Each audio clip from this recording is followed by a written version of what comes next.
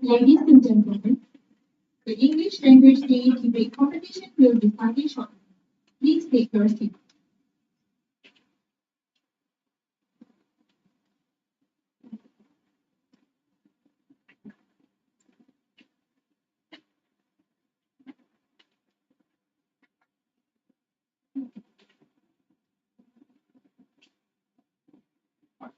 We are pleased to welcome the Honorable Dr. Hasita binti Muhammad Yusuf, Director of IPG Campus Hussein, Honorable Head of English Language Department, Madam Haji Nurhida binti Ibrahim, respectable lecturers from IPG Campus Raja Melewa, Mr. Muhammad Al-Jafri bin Muhammad Khairuddin, and Madam Nur Juliana binti Muhammad Nur. We are pleased to welcome lecturers from IPG Campus Teguh Ibrahim, Madam Adriana G.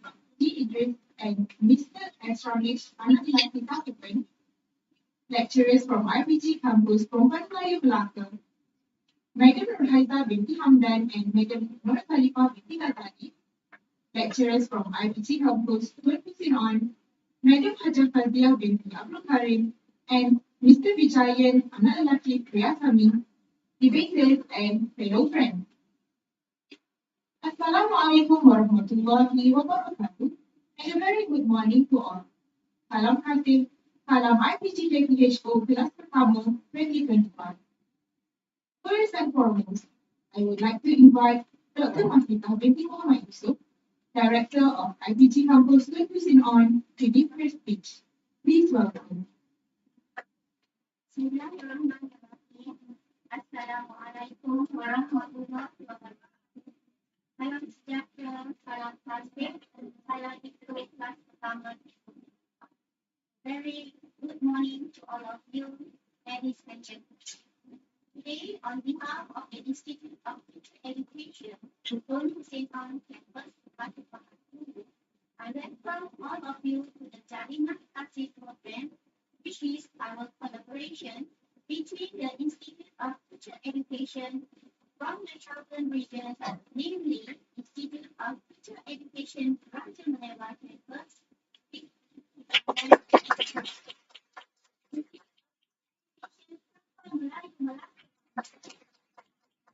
and Teacher Education in conjunction with our English Language Department, we need to cherish the theme of learn naturally, speak naturally. A warm welcome from all of us to all the lecturers and participants from all the campuses. The reason for all of us to gather here is to communicate in English easily and effectively, also to emphasize the significance of involving tension, stagnation, and fish while talking through the platform of debating. Personal development helps students to gain an understanding on the outstanding skills and keep them focused primarily on important aspects such as goal setting, personal development, improve confidence, and effective communication, especially expertise. Through this debate competition, pre-service teachers will be able to identify their strengths as well as expose areas that need improvement. In addition, pre-service teachers will also be trained and tested on how to improve their social skills. I take this opportunity to thank the four Institute of Teacher Education who have get together effort to make the debate competition a successful one, and this is definitely the most wonderful event that is happening for all of us today. I sincerely believe that the debate competition will be rewarding and the next few hours will be enjoyable and fruitful for every one of you. As one former Prime Minister of the United Kingdom, Margaret Thatcher said, you don't win a debate by suppressing discussion. You win it with a better outcome. Thank you very much.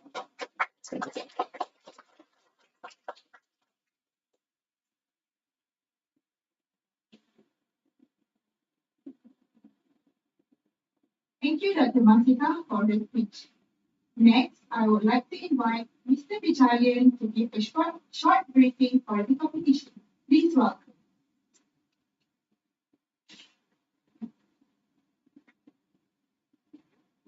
Hi, very good afternoon. Sorry, good morning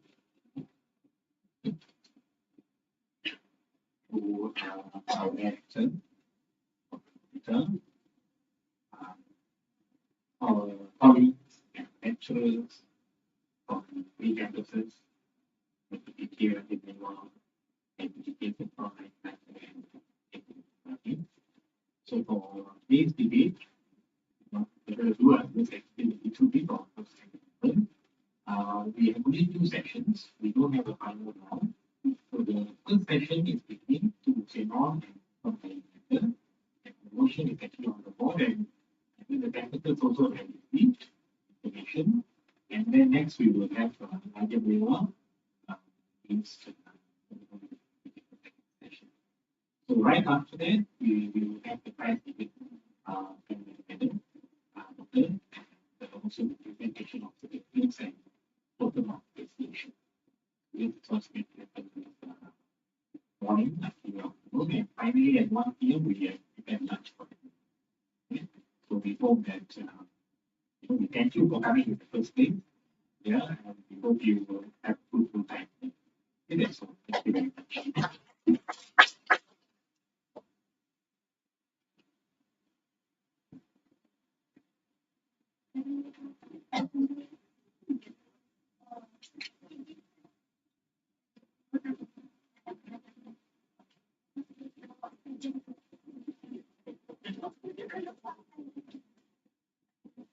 So good luck out of that. Yeah, selamat berjumpa. Friendship debate.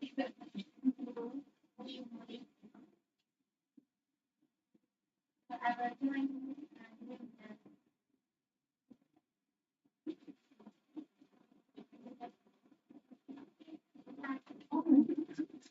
Thank you, Dr. Mantika, for coming.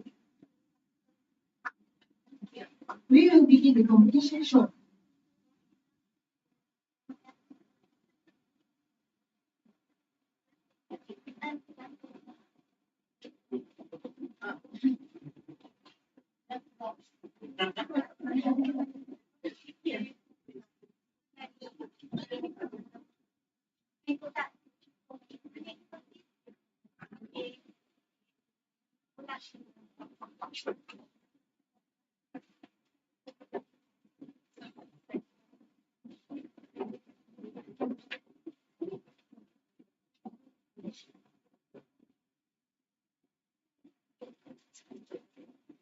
Now I will pass the floor to the chairperson to continue with the competition.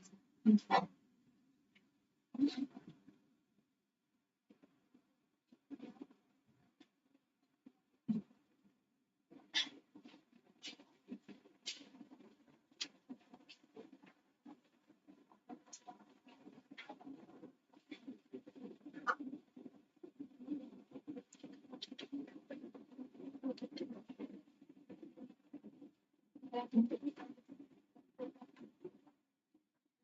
Hello and Assalamualaikum warahmatullahi wabarakatuh. Welcome to the English Language Day 2022 debate competition. Thank you to all the lecturers, debaters, and supporters for being here today. Before we start our debate competition, I would like to introduce myself. I am Rishwada binti Muhammad Noor, the chairperson for today. And next to me is Nur Aina Sofia binti Zulkifli as our timekeeper. Before that, I would like to invite the panel of educators for the first round to take your place.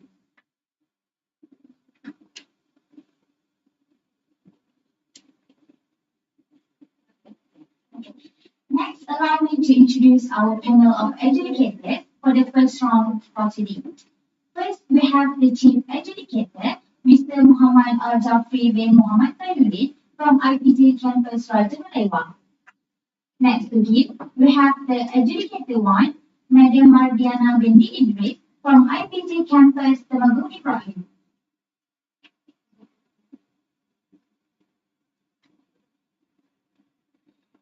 And finally, we have the adjudicator two, Madam Nur Zarifah binti Ghazali from IPG Campus Pertama Melayu Melaka.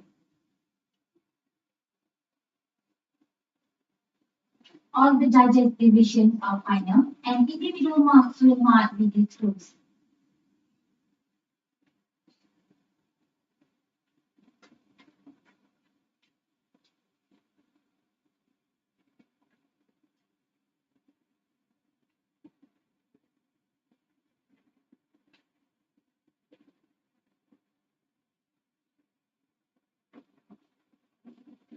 So we are going to start with our first debate of today. The motion is, this House believes violence in media causes violence in society. Before that, I would like to introduce our panels of debaters. From the government team, in this debate is from IPG Campus Hussein. We have the Prime Minister, Mr. Nur Muhammad Shazul Fadli Betahawi, Deputy Prime Minister, Ms. Saidatul Shahida binti Sulaiman, and the government with Ms. Fuk Sharmin. And also we have the reserve debater, Ms. Nurin Christina binti Ruzi Fazrul Hisham. And the opposition in this debate is from IPG Campus Pertama Melayu Melaka. We have the leader of opposition, Ms. Alia Sofia binti Mahan. Deputy leader of opposition, Ms. Nur Ain Ashika binti Muhammad Zulkifli. Opposition with Ms. Nur Ibrina Ishra binti Rashidi. And we have the reserve debater, Ms. Siti Adawiyah binti Mazlan. And Ms. Amiratul Balkis binti Muhammad Sabidri. Before we begin, I will briefly explain the rules.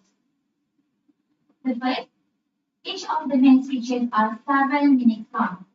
The first and last minute of each of these speeches is known as protected time, which means that no points of information may be asked by the opposing team. The required speaker from both teams shall not introduce any new argument. Their role is to rebut the opponent and defend the position of the team. The summary or the revised speeches are 4 minutes long and are entirely protected from points of information. While a debater is speaking, the opposite team can offer points of information. Points of information are given after 1 minute the speaker starts his or her point. The debater may accept or decline it. After all debaters have spoken once, one speaker of each team gives the revised speech, with the opposition revised speech being delivered first, followed by the government. A warning bell will be sounded at the end of 1 minute, and a final bell at the end of 6 minutes. The bell will be sounded twice at the end of the 7 minutes, and marks will be deducted thereafter. Will I also politely ask that phones be switched off for the duration of each debate, if we wish to.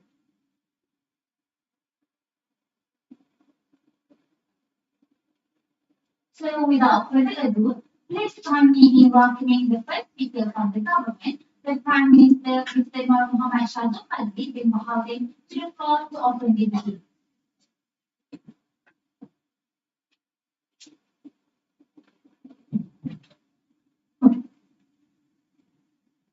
Good morning to the chairman, my fellow government staff, delegation of opposition, members of the floor. Today we are from the government staff will be proposing a motion for this house believe violence in media causes violence in society.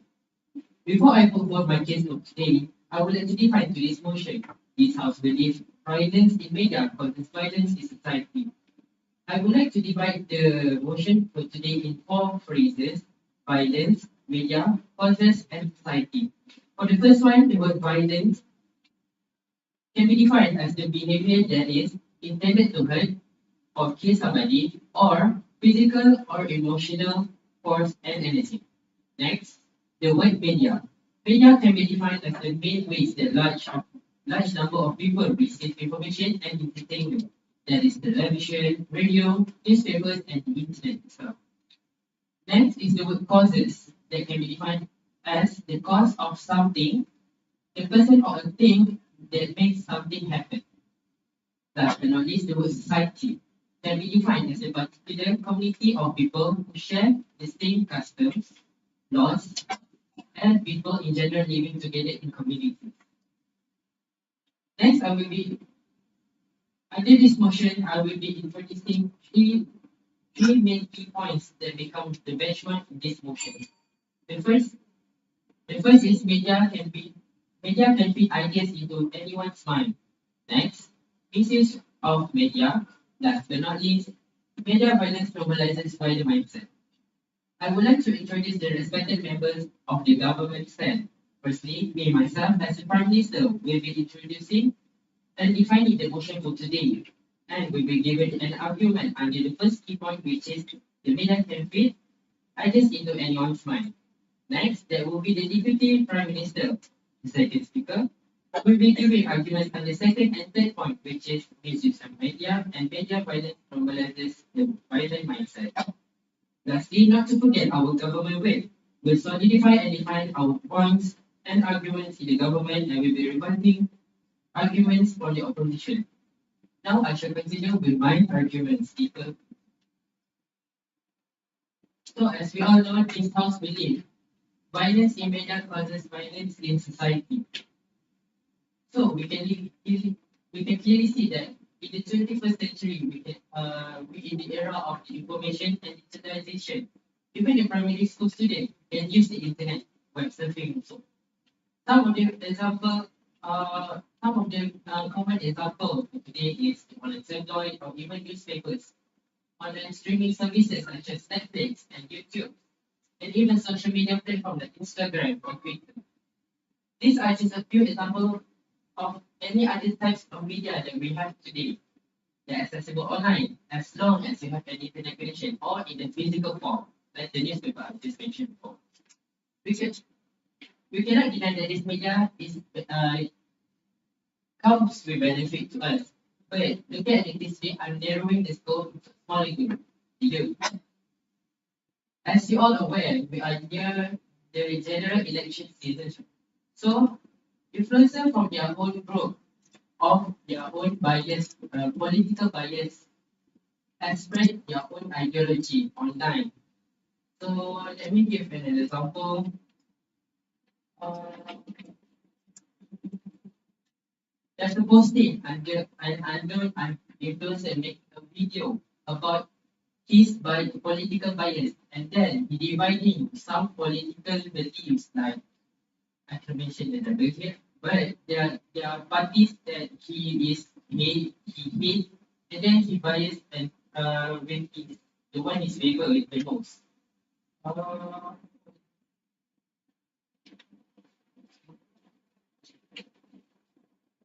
Due to his action, the youth in the social media platform, okay, we can share the Twitter.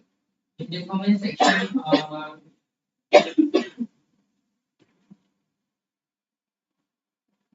will speak ill of the influencer, even make ten threats against them. Uh, in the aftermath of this conversation war, in the conversation in the internet, a riot that took place in Pertama involved youth group who used Twitter started a riot as early as 9 in the morning, according to a report that was written by Hussein Ahmad published in Newsweek's time October 27, 2022. Let me mention it again. It is believed that single video was shared on the Twitter in that social media platform that was the catalyst of the riot. In the video, the influencer explained false ideology of certain party that is included in the general election year around the corner.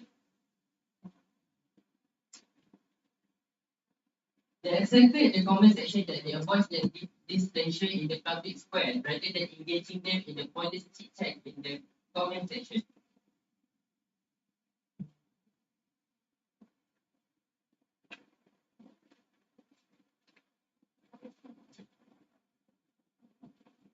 Chairman, ladies and gentlemen, members of the floor, Now we can see crystal clear why the motion today, this house violence in media causes violence in society, are relevant based on my argument under the first key points, which are the media can feed ideas into anyone's mind. Media violence does not just corrupts the minds of the society, but they also cause violence in the society that will slowly but surely banish the stability and harmony of the society today. Before I end my speech today, I would like to re-emphasize that this house believes violence in media causes violence in society. I res-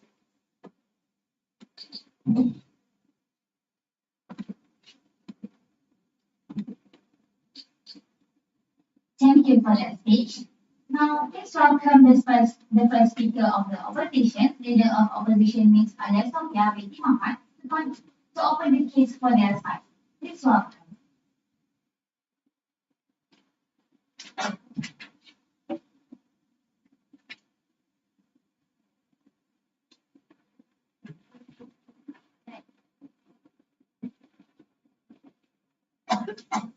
Hello. Hello.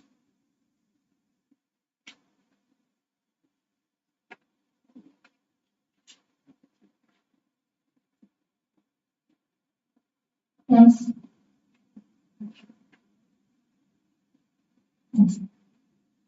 Any intelligent fool can make things bigger, can make things more complex, can make things more violent. It takes a touch of genius and a lot of courage to move in the opposite direction. Assalamualaikum warahmatullahi wabarakatuh and a very good morning to Miss Speaker, honorable educators, Miss Timekeeper, my worthy opponents and members of the board. As a member of the opposition team today, we strongly oppose today's notion that violence in media causes violence in society. I am Arya Sofia, the leader of opposition, my second speaker, Nur Ain Ashika, and my third speaker, Nur Ibn Ishra, are standing here to rebut all the government's misleading arguments and to present to you our arguments opposed to today's topic. Next, ladies and gentlemen, before I move to our points, I would first rebut what the Prime Minister has mentioned in his speech just now. Just now, the Prime Minister has tried to tell you that violence in media causes violence in society because media can feed ideas into anyone's mind. This is wrong because he did not state a strong evidence to prove his statement. The truth is, no media truly causes violence. Medias are meant to entertain and not to influence people to make violence. Media can help people to help them to escape into another reality. Numerous studies have found that no correlation between violent movies and violent media or violent behavior.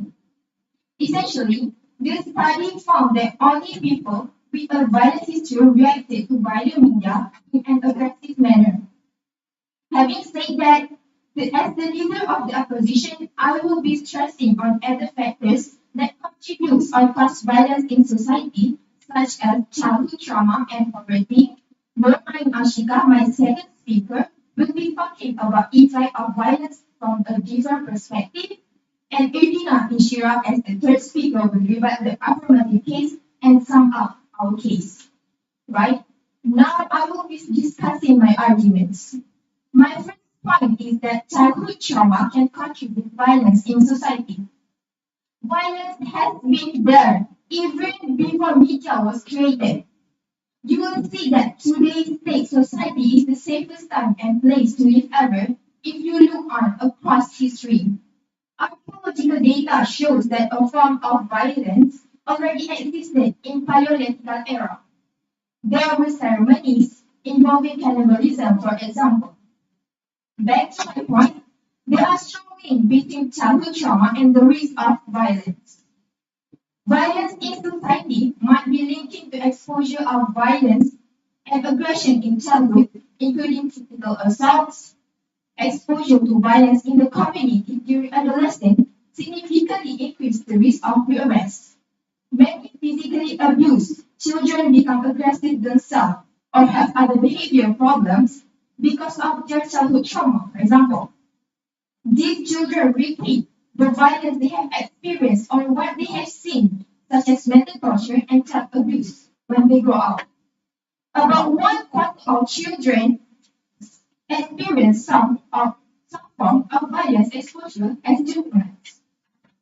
Other than that, we can also see the case of Jeffrey Dahmer, who was an American serial killer and sex offender who committed a murder and dismemberment of 17 men and boys between 1978 and 1991. Many of his latest murders involve necrophilia, cannibalism, and the permanent preservation of body parts, typically all are part of the skeleton. The year when Jeffrey Dahmer started his first film, there was no media back then. So how can the government say that media can cause violence in society? Jeffrey Dahmer was diagnosed with borderline personality disorder, schizotypal personality disorder, and psychotic disorder because of the mental abuse he has been facing since he was still a child by his parents. His parents never treated him right, and not like when a loving parent should treat their child. This case can clearly show you that childhood trauma is the reason why someone can commit violence and not because of the media itself. Moving on to my second point, poverty can also drive violence in society.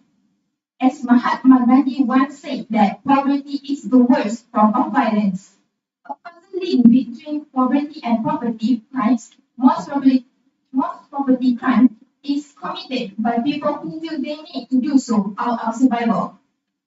Also, couples facing greater economic insecurity experience more stress, which may give them to rise the situational violence. Further, the lack of independent economic resources forces women to stay in unhealthy. No, sit down, please. Thank you. Further, that will be my point. Further, the lack of independent economic resources forces women to stay in unhealthy or violent relationships. To strengthen up my point, it is estimated that domestic violence makes up 20% of all violent crimes that were committed in 2019, making intimate partner violence a significant driver of violent crime rates. So, ladies and gentlemen, in conclusion, we still will understand that violence in media does not cause violence in society. That's all my point. Thank you.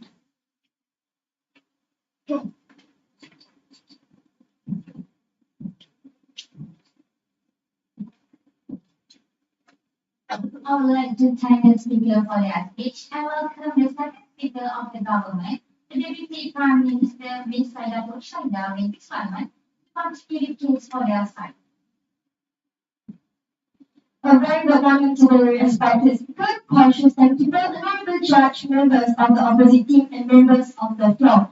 So today, I, as the second speaker, would like to start my point with this House believes that violence in media causes violence in society. So, before that, I would like to rebut what has been said by the speaker of the opposition team, which is media are made to entertain.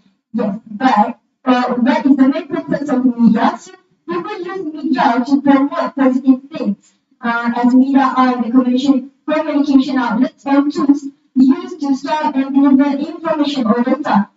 However, information about or of violence are getting louder because people misuse media as a platform to spread hate, spread negativity, and use it to access harmful actions or bad things that eventually can cause violence among society. And why is that? Right. So it is because the positive effects of media violence are properly learned by the individual through multiple exposure. Yeah, having television and media use leads people to identify reality as consistent with the portrayals they see on television. Additionally, fictional violence escalates day after day, program after program. Yes. According to the director of the Time 23rd in California General Hospital on 5th on 26 December 2021, we found that violent media failed to show a direct relation between actual violence and the one on media. I repeat, violent media failed to show a direct relation between actual violence and the one on media. Thank you. I will answer that later. Alright. So let me proceed. Additionally, fictional violence escalates day after day, program after program. Television is full of violence, and it has not changed since the early of 1970s. TV violence is a cause of aggressiveness, not the cause of aggressiveness. So over the years, graphics have evolved, right? So it has become so advanced that it is almost hard to tell whether a person on the screen is an animated image or a real human character. So the game characters move in ways that are close to human movement. So many games nowadays seem to be more than exercising, a visual thing. So this is the reason why I say that people misuse the social media. Media. So the media has trained children to associate violence and killing with delight. So video games that require a player to shoot a gun and react reflexively with a shooting response are teaching the entire generation of children to associate shooting with pleasure. While video games are transforming young people into homemade sociopaths who kill reflexively. Some changes are being influenced by video games because they can separate the fiction they see on the TV from the real. So here is one case I would like to conclude here. Do you know what Trace Lesnar? Rejected, sorry, thank you. Trace Lesnar, he was a YouTuber, also known as Mr. Anime. He reviewed about discussing about anime guns and video games. However, as time went on, he started showing signs that his sanity was slipping.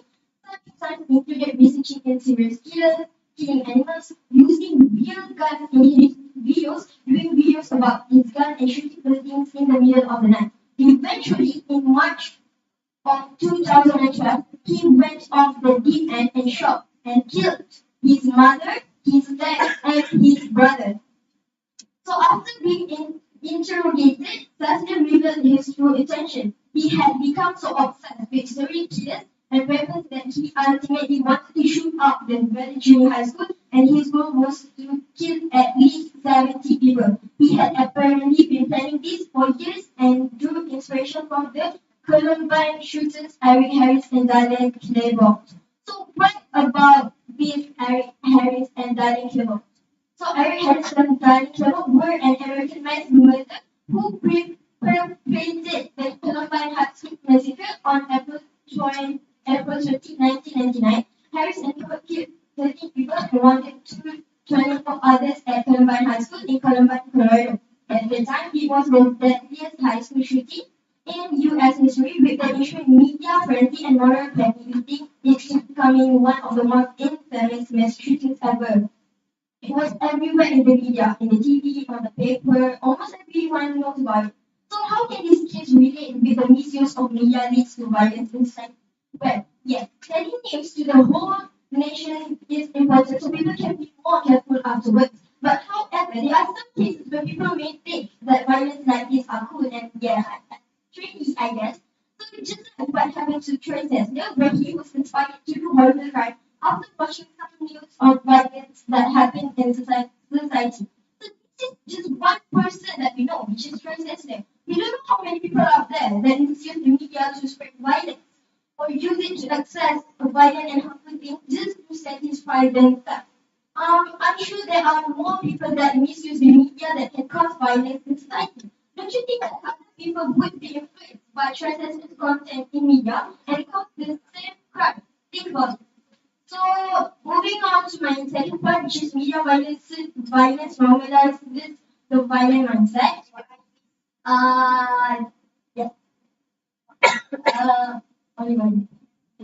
According to Jamie Roman and his friends in book Applied Social Psychology, Understanding and Addressing Social and Practical Problems that is published on 2021, mentioned that violent media such as online games may help people to relieve their stress. So violent media actually help in decreasing the violence in society. That's all. Thank you. Okay, thank you so much. Okay, let me proceed. So violence produces long-term effects via several types of learning processes, leading to the acquisition of lasting aggressive scripts, interpretation schemes, and aversion spotting beliefs about social behavior, and by reducing individuals' normal and emotional responses to violence. So there are few theories that being created about this. For example, that I will mention here is about the cultivation theory. This theory mentioned that the violence seen on television that most of the population was viewing as happy violence. There is no such thing as happy violence, alright? So government gave this important as he believed that the world does not contain happy violence, and sometimes there is violence for no reason.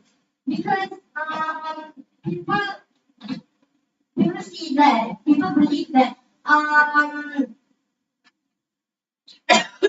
most violence still television was always followed by a happy ending. It is not true. Sorry. In conclusion, after stating those facts, including real life examples and theories related to normality, I say what that media violence really can cause violence in society. I hope everyone in this room can open your mind. Please open your mind. It is undeniable that media brings a lot of benefit to us. But however, we cannot deny the fact that it is one of the major factors of crime happening in our society nowadays, especially because of violence shown today. Before I end my point, I would like to emphasize here that this house believes media violence can cause violence in society. Then I raise my hand. Thank you so much. I would like to thank the speaker for their remarks and welcome the second speaker of the opposition, the Leader of Opposition, Ms. Nur Ain Ashita, Ms. Muhammad Fakruddin, to continue the debate for their side. Please welcome.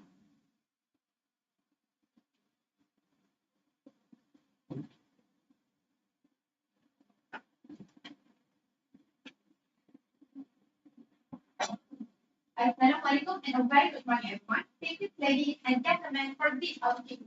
As the deputy opposition leader, I totally disagree with today's motion because we believe that violence in media does not cause violence in society. So our prime minister mentioned just now that media is anyone's mind. She mentioned that false ideology is coming from media, which will cause it to corrupt mind of youngsters. But I want to ask you, does it lead to violence? What kind of violence that happens due to the false ideology? Now, I want to go to our Deputy Prime Minister. Our Deputy Prime Minister mentioned just now, about online game that show manipulation, show that the killing animals, and what if that they can use it butchered, so because they cannot find the gun online, right? They cannot find it online, maybe market, so they cannot apply any kind of thing that they see on online game. So it's just about the idea of aggression. So, and one more thing that CPM also mentioned, Deputy Prime Minister also mentioned that they one man who killed because she see that he get the idea from the media. But do you have any statistics or maybe the data to prove this? That violence in media really causes violence in society. Only one doesn't mean that it really can spark everyone to do the violence in our society. So next, moving on to my next time as the second speaker of the opposition team. Let's look at the violence in media from a different perspective. I'm pretty sure everyone has heard of idiot and because has a silver lining to it. So media violence can bring a positive impact. It can be a watershed moment and urge people to help the others in the society. Right now, I will write a humanity issue that shows how violence in media leads to watershed moment. The shooting incident in Christchurch Mosque in New Zealand on Friday, 15 March 2019. Through media, the world was informed about what happened there. A gunman killed 51 people and injured many others. Footage of the incident was streamed live during the attack and showed a gunman walking into the mall and offering a fight. Due to this attack, Jacinda Ardern, the Prime Minister of New Zealand, announced to tighten New Zealand guidelines, tighten New Zealand border control, and strengthen the New Zealand Australia Intelligence Agency information on sharing on activity group. And on 21st March of 2019, Ardern announced a law that banning semi-automatic weapons, and all of these actions taken by the Prime Minister of New Zealand, which helped to change New Zealand into a safer country. So we can see how violence in media can be law enforcement, which can help to make a safer country. So one before I go to another. Okay, you only found so many positive arguments. If it was only positive argument who show on the internet, how can you make sure that the shooting didn't actually erupt another person that say, oh, I should do the exact same thing. You can't be sure of that.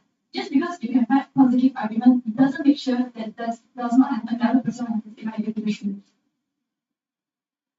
Thank you. I will answer that in my next argument.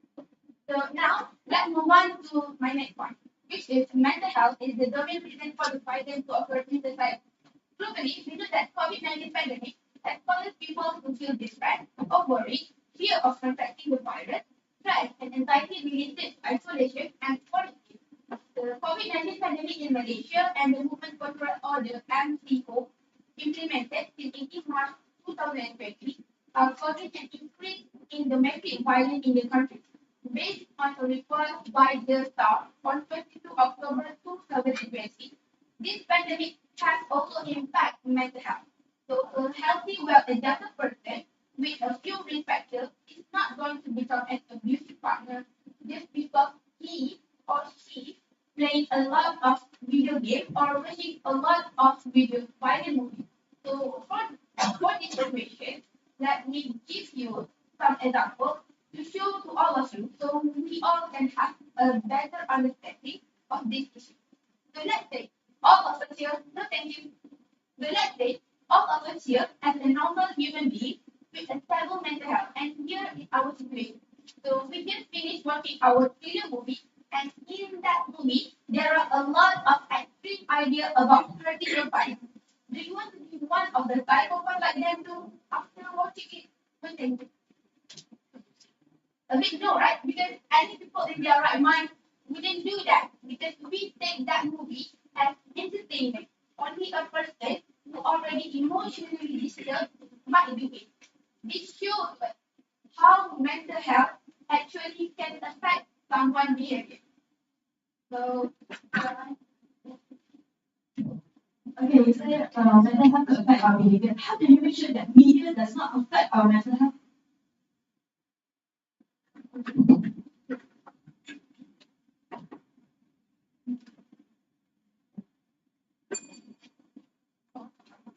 sorry that I must complete my argument. So to conclude, today I have talked about the effect of violence in media from a different perspective, and mental health is the factor that contributing to the violence in our society. So, as the second speaker of the opposition team, I will keep disagreeing with today's motion because we still stand with violence in media does not cause violence in society. Thank you.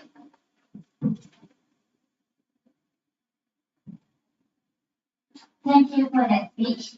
Now let us call the third speaker of the government, along with Ms. Sherman, to deliver her speech. Please welcome. Good morning to the second chairperson, Precious People, and the judges, my fellow member, the director of opposition, and member of the hall. Before I start rebutting the opposition, I would like to again emphasize our motion today. This House believes that violence in media causes violence in society. The leader of the opposition team mentioned that childhood trauma is the cause of violence in society.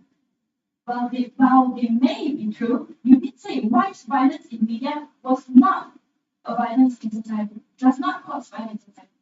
You did not show enough proof why media cannot be a cause of violence in society. You only mentioned why childhood trauma will cause violence in society. Does that mean that all criminals, every people who conduct violence in society, all have childhood trauma? I believe not, right?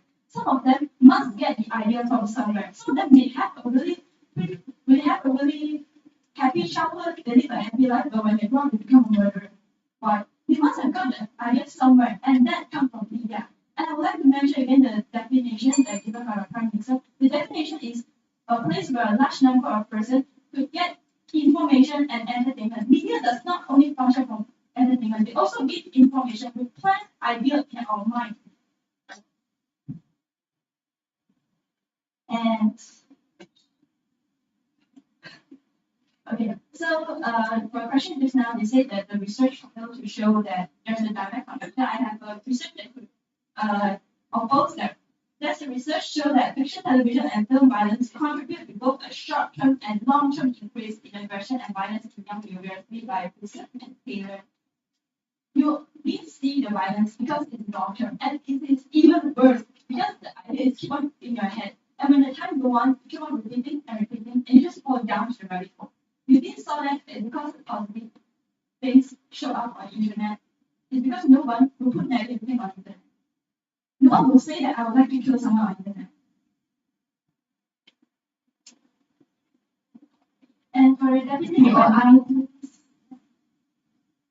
if you say that no one wants to show negative side of media on the internet, but we can see most of movies from Netflix, for example, most of the documentaries about criminal, they show us about criminal who did something because they have a mental disorder and they have a tragic history, not because they only watch something and they can do it. Like if you see in the movie, if you see a movie, two couples, they love each other, but and for example, maybe the partner, one of the partner killed someone, one of them, and then you have a partner, and when you see the film, can you feel like, oh, I want to kill my partner also because I see on the movie they kill their partners, not right? It means that your mind,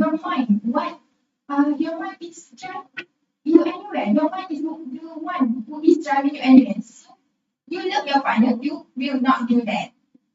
Okay, So and so before you said about the Netflix that play negative things and they will play negative things and they feel because of the psychotic problem, is because that is capitalism. They will not put media instead on internet because they are media. And you say that a couple won't suddenly get the idea, oh, I want to. Of course, it's not going to happen in just a moment, but it's going to happen in a long time. I think an example of the behaviorism theory. Behaviorism theory said that we learn through our environment. You're not going to see one thing, you see a murder and think I'm going to kill someone. No. But when it happens all around you, you get affected by your environment. You get affected by the environment. You start having violence. When people start from having an argument to having a peace fight to having to murder to crime, that's when you know why media can cause violence in society. And I would like to solidify my Prime Minister point. He said that media feeds ideas from thoughts. But when we see that media feeds ideas from thoughts, it means that it affects our mental health. It affects our thoughts. Of course, the healthy mind will go and kill somebody just out of a blue. But when it feeds no idea for our thoughts. When you go on social media, you can always see on TikTok, online, this. They maybe just put on there to share. But who knows? When the young minds saw it, what do they think? You can't control what a person thinks. Same as you can't say that everyone who saw negative can't be negative. You can't say that because everyone has their own mind. You can't control where their mind goes. And that is why violence in media can cause violence in society. Because you can't control where a person thinks, how they will behave. So it is a cause to a violence in society. And for the Deputy Prime Minister in Latin, he said that media can be misused because it's used to spread hate. For the example that it's said by the Deputy Leader just now, you take an example of the shooting in New Zealand, a shooting at the mosque. That is why we say people misuse media. People use media to spread all those ideology that is not good for our society. That shooting is actually caused by a person who holds the Islamophobic ideology. And where did he get the ideology? You won't get the ideology out of you. It must be spread on media. You get the ideology, you get influence, and that's why he do the shooting. Okay. violence in media is also actually includes conflict, like my deputy prime minister has said. It misuse. People may be sharing their point of view, but you cannot control people share. They may be sharing that, oh, I hate this political view, and some others must jump out and rebut them. And then the argument continues. And when the argument becomes bigger and bigger, it becomes a rant, it becomes a protest. And at the end, it will just cause a national-wide protest and just chaos in our society. And that is why I emphasize again, violence in media causes violence in society. That is how it comes.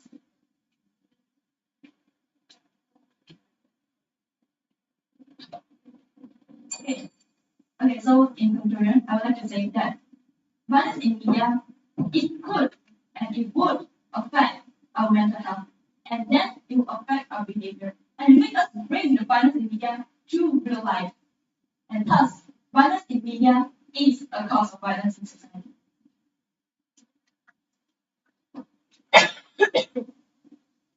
I would like to thank the speaker for their speech. Now let us welcome the first speaker of opposition. Opposition with Nuri Rina Ishira binti Rashidi to give their speech. Please welcome. Assalamualaikum and good morning, ladies and gentlemen. Now I'm Nuri Rina Ishira as the guest speaker will summarize our draft statement for our discussion motion. The topic for our debate is that violence in the media causes violence in society, and we, the negative team, believe that this statement is false. When first reviews the opposition side, I have some points. On the first point, they say media can fit ideas into anyone's mind, and it increases immigration and violence. No, it is wrong. It is just the smallest part of all the facts. There are still many factors that contribute to violence in society. Okay, let's say if the person lives a normal life without pressure on and no revenge or hatred for others, will their anger issue arise while just spending time with the media or watching a TV shows that shows violence? Absolutely not. It might be that they just watch and spending time with the media to release their stress or to spend their leisure time. Right? So the roots of the violence itself come from the person. It comes from the way the person perceives what they see. I repeat, it comes from the way a person perceives what they see. The small number of people who will be affected by such aggressive thoughts are people who probably already are habitually violent. If the person knows how to distinguish between the right and wrong while spending time with the media and just mix their emotions and feelings, this will not happen. Sorry, right? Okay, so the next point, they also touch about video games that can encourage people to start violence. Okay, for me it is wrong. Japan is a good example of how violence in the media does not cause acts of mass violence. For information, Japan has a high population playing violent video games and consuming violent media, but they have a very low rate of mass shooting. In addition to that, Japan has one of the largest video games markets in the world. The citizens of Japan play so many video games that it is raising a health concern for the country. But with strict gun laws in place, the end of a mass shooting is rare. According to experts, there is a poll which shows that Japan sees little to no gun violence at all, with the nation's overall murder rate only being 0.3 killings per 1,100 people. A mere fraction of the US is 5.3 per 1,100 people. This is because of the strict laws, as well as because they don't have a leader who encourages racism and involves violence. So here we can see that the media itself won't bring up violence in society because there are still many uprising factors that are more critical than the media. And the last one, regarding they say that people might imitate the violence they see on media that causes more violence. It is true, but you don't seem to realize that this won't happen without parental control from the start, from the early. So it is not solid reason that leads to society's violence. Basically, if parents know their duties to since the children is young, this will not happen. Why? According to WHO 2015, parents who routinely do not know where their children are and who often leave their offspring unsupervised are more likely to have children that become involved in developing or violent behavior. This is because parents hold a major position in children's life as they are intrinsic people to the children. According to Ryan, Claire, Shanna, Ray, and Peter 2013, parents who play video games or spend time with their children with the media are able to effectively minimize many of the harmful effects of media by reinforcing positive messages, rejecting negative messages, and teaching media literacy skills. If parents simply commune with their children and do not discuss problematic content, children may assume that their parents just endorse the content. That the problem now is not the media but the parent itself. Because if parents know their talented guide, they will surely know what kind of video games or what kind of media that are suitable for the children. Now I will summarize, I will mention again the critical factors that lead to violence in society or that have been. Okay, you mentioned a lot of other factors that cause violence in society, but just because there are other factors doesn't mean that media isn't a factor that causes violence in society. Okay, the first one that have been mentioned by my second speaker, the first one is childhood trauma. Okay, it gives a very huge impact on someone who has experienced it until one point that makes them think the only way to solve any problem they have is by violence. The next one, violence may occur due to poverty or unstable economic conditions. In order to survive, violence might be the only way people with economic problems can pick up, since it is the easiest way to get what they need. The effects of violence in media from other point of view. Everything in this life has both positive and negative aspects. Therefore, it is unfair for us to just look at the dark side of the media while ignoring the positive ones. And the last one is mental health. People who are depressed or under pressure are under stress frequently struggle to control their emotions. Thus behave violently against those around them. So it is true that media violence leads to violence in society. No, absolutely no. Because as my leader stated, the media can be a mechanism for spreading awareness about the harm that violence can do.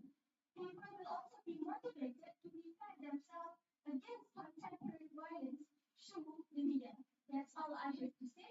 And let me repeat that we completely disagree with the notion that violence in the media leads to violence in society. Thank you. Thank you for that speech. Now, 3 minutes. I repeat, 3 minutes will be given to both teams to prepare for the required speech. The time is start now.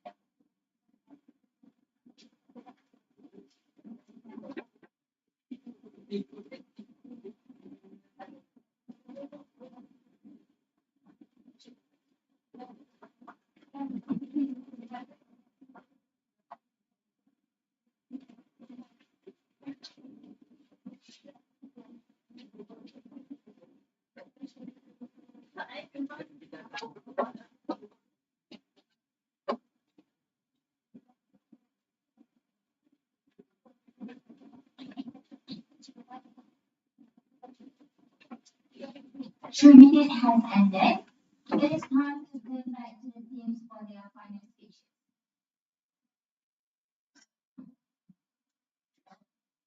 Starting first with the opposition, please welcome the opposition vice speaker to summarize the speech for their team. Thank you, ladies and gentlemen. So now I will deliver our reply speech. Once again, I want to reiterate that we strongly oppose the motion that violence in the media causes violence in society. Let me now summarize all the arguments the opposition team has provided this morning. Firstly, childhood trauma causes a bigger impact on violence. This is the most worrying factor because trauma experienced during childhood may result in profound and long-lasting negative effects that extend well into adulthood. When they have already been exposed to violence since they were young, there is no doubt that they will grow up to become criminals. This is because they have never had the chance to feel and see the other good sides of the world since they were young. Secondly, many violence nowadays arise due to economic issues. When people are desperate, they cannot think properly, and violence might be the only way they can think of to get their needs met.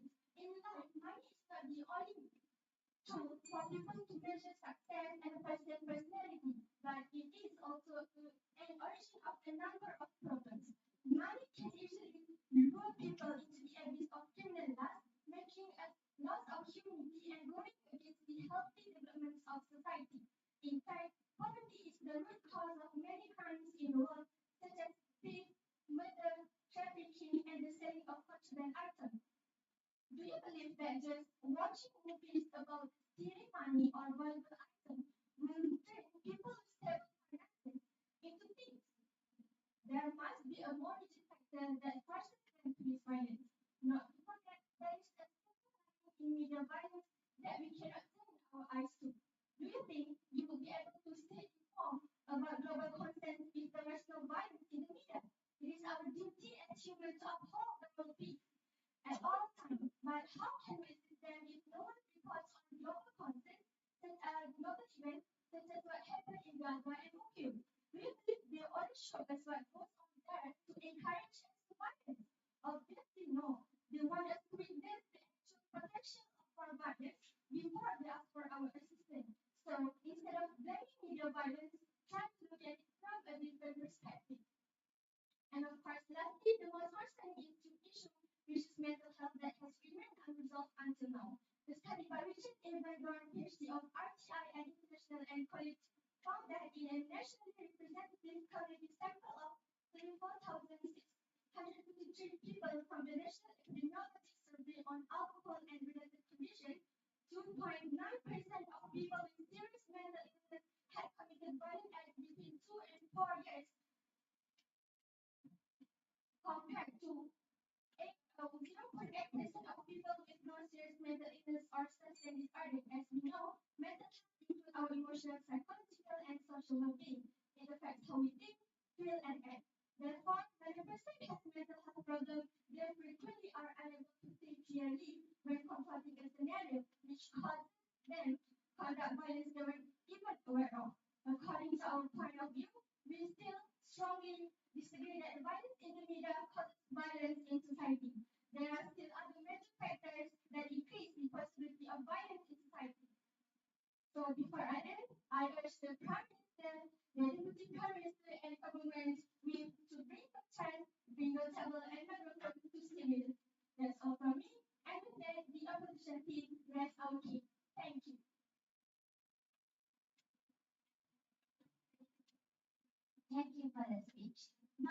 like to invite the revised speaker of the government to sum up the speech. Thank you. Thank you. So I would like to stress again the House motion is this House believes violence in media cause violence.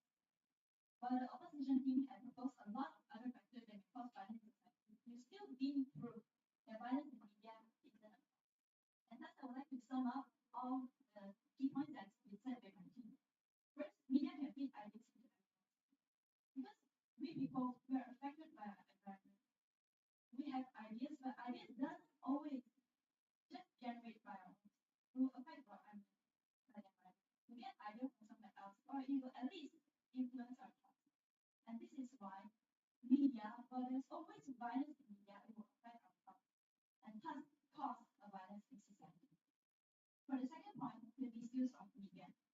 Media is supposed to be a platform for information and entertainment. Well, we just said that you shouldn't decline all violence from media because, of course, some of them is news, is report, that is information. But when you misuse it to spread the hate and spread the pest, the negative viewpoint, to spread the violence, it becomes a cause that will break our society. And our third point is, bring my other prime minister, is that media, violence in media, normalize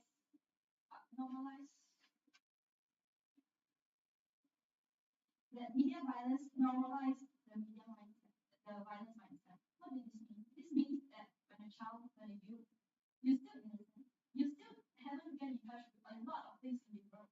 You don't know. And you saw it on media, you saw violence on media. When you get so much violence on media, you just think maybe that is the norm. Norm is actually a really subjective concept. It's based on how you perceive it, like the opposition said. It's based on how you perceive the idea. But when you see so many violence, you just thought maybe that is a normal for everyone, and you become violence by it. And this is why media violence, it will normalize the whole circumstance and make the society violent. But the opposition keep all surrounding that violence are caused by other factors like child trauma or education or some other aspect. It improves media isn't a factor. And our motion today is violence in media causes violence.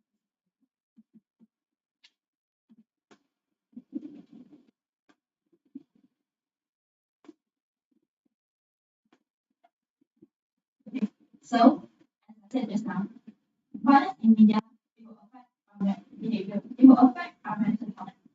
Because when you see so many things, you start thinking about negative things, you start thinking about violence. And at some point, you will have to connect it in the reality.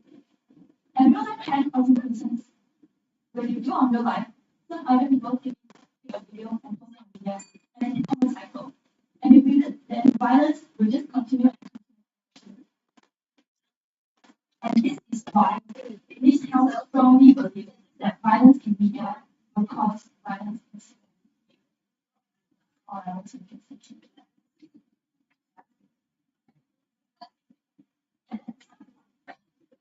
Thank you for the speech. Thank you to all the speakers for a great debate. Let us give them a last round of applause. Thank you to all the educators that joined. Now, the educators will adjourn to the next room for discussion.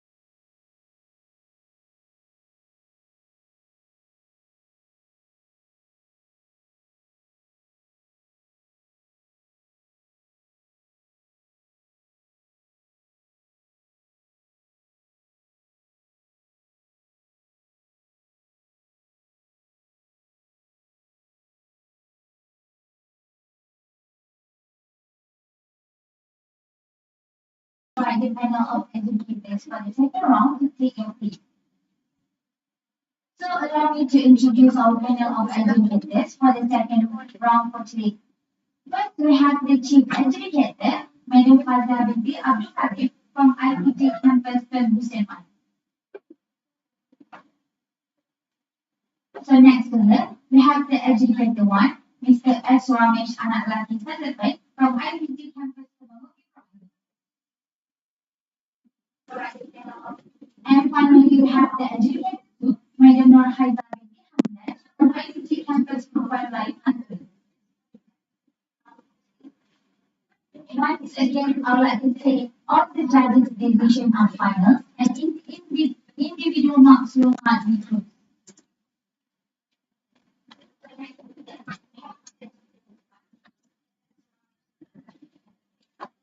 So since the debaters from IPG just arrived, I will read the rules again.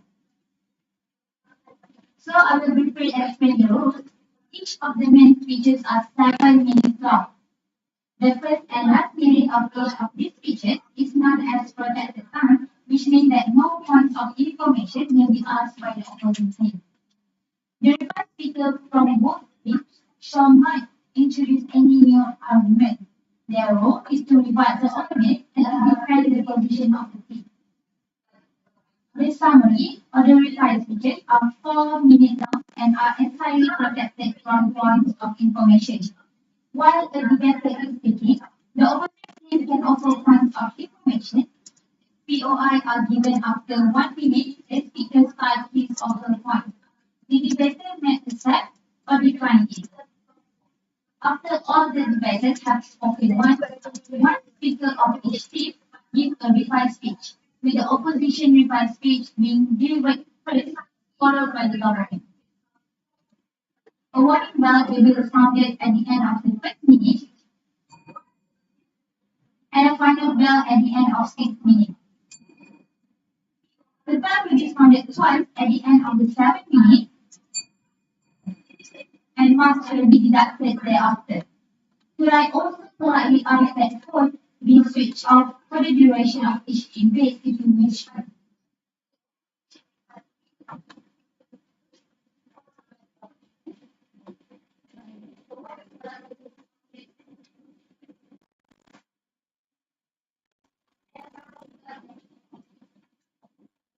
So let us start the second debate. The motion for this round will be this house believe co-ed schools are better than single sex. I repeat, this house believe co-ed schools are better than single sex schools. So the government team in this debate is from IPC Campus Rajanewa. The first we have the Prime Minister, Ms. Husnawardia Binti Yusri. Deputy Prime Minister, Ms. Nur Hazimah Binti Sahni. Governor with Ms. Shari Izzati Binti Abdul Halim. And the reserved debater, Ms. Dennis Alisa Bantero Binti Harun Asif. And the opposition in this debate is from IPG Campus Temangoki Province. We have the leader of opposition, Mr. Arjun Rush Singh Dilan Anarati Jade Singh. Deputy Leader of Opposition, Ms. Nur Hanis Binti Jauhari. Opposition with Ms. Nur Azrina Binti Muhammad Hazri. And the reserved debater, Ms. Nur Sarah Binti Ismail.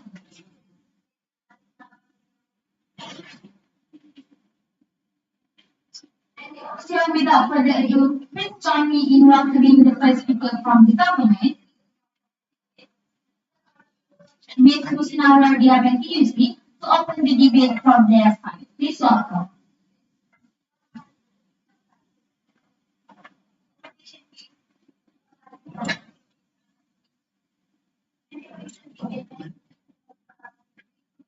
This house believes that co-ed schools are better than single-sex schools. But before that, Assalamualaikum and very good morning to our educators, key of opposition, and members of the floor. The stand coming from the government is simple. We approach that the co-education school is better than single-sex school by promoting socialization for students' well-being. The second step that we will prove is co-educational school can challenge sexism, and lastly, it gives platform to sharpen instruction skills. With that in mind, the work coming from side of government is simple. Today, I, as Prime Minister, will simply establish today's debate and provide a clear guideline on how this debate shall progress later. My Deputy Prime Minister will declare a rebuttal, as well as the own arguments on today's motion. And lastly, my work over there will then deconstruct this entire debate and tell you why it rightfully belongs to K.A.S.I.H. With that being said, nothing pretty much and discharge the arguments to the side of opposition, which lead them to conclude that single-sex school is better than co-education school. Without further ado, let's move on to my definition. My definition is the co-educational school. Co-educational school, also called mixed-sex schooling, is the practice of educating men and females together, which is stated by one written in 2008. According to Collins English Dictionary, co-educational schools are where girls and boys are brought together. Single-sex schooling, on the other hand, is a form of education in which the two sexes are separated when teaching is conducted. Another definition of it, single-sex schools are schools that entertain members of one sex only. Some believe that co-ed school involves both genders to blend in with each other, where they will be associated through many occasions such as club activities in the classroom and also after school. We also believe that co-ed school promotes a healthy competition between genders as they are exposed to each other's thinking and experience in the classroom. In contrast, single-sex school only offers an interaction between one gender, which does not help in enhancing life skills like social skills, as they are only going to meet or even compete between single-sex only. So this issue has arisen as there are conservative people of the society with closed mind that criticize the co-education system. Their deep-rooted conservative values tell them about co-educational schools are against our customs and traditions. They feel that co-education will develop immoral relations between males and females, but in fact, the advantages of co-educational schools weighs more than these advantages. So co-education provides a holistic growth opportunity for an individual, which helps the individual to understand the diversity of the community. It also helps to nurture a good perspective on both genders. Plus, it helps in boosting one's self-confidence, which is important in one's character. Therefore, today I don't present 100% on single-sex school, but we as English today believe that public school is better in a way that it meets the education goal to produce good students in physically, emotional, spiritual, intellectually, and socially. So I'm going to explain about my first point, which is promote socialization for students' well-being. So way back in 1920, Edward Thorndike has emphasized on the importance of social intelligence for growth of an individual. Intelligence is the ability to understand his or her environment and react in a manner accepted as socially successful conduct. It helps humans in effectively negotiating and navigating complex relationships and environments. Plus, these models factors that it creates context for practicing emotion skills such as empathy and adapting to people and situations. Hence, learning from experience will be a great help to improve social intelligence. And in order to nurture this in every individual, it's also important, and this is where Portugal shows a significant role in promoting this matter. Some people who are not educated in poetry schools often find it hard to socialize with the opposite sex, since they are not used to interact and talk to members of the opposite sex. Conversely, students enrolled in mixed classrooms experience being members of the opposite sex and become familiar while existing with them. The community will teach them about coexistence and at the same time prepare them when they get out of school, where they will have to deal with different kinds of people. According to Harvard's 1986, he has found that students who had attended single-sex schools took longer to adjust to the professional atmosphere of the university. This is because they do not know how to handle the opposite sex and may experience something akin to culture shock when they go out into the world on their own. In a co-educational school, the socialization happens when students have the opportunity to work in mixed gender groups in various occasions. So these varied experience means that both female and male perspectives are constantly explored, and the varied modes of communication among the genders are being better understood. Practice is the best way to master social skills that will help students to solve problems and work well together. The co-educational experience is a great opportunity to see. So besides that, as I was going to say, humans are the social animals. So today that means living in a COVID world.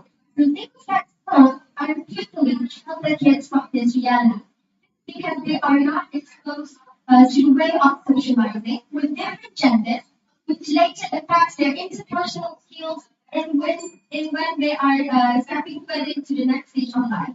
It's also emphasized by Smart on back in 2005.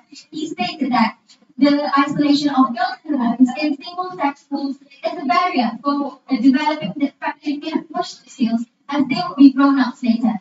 Hence, it is undeniable that co-ed schools offer students more chances to build comfort talking and interacting with other sex, which leads to healthy growth in socializing within this diverse world. Therefore, we believe that co-ed school is better than single-sex school, as it can enhance socialization within the society.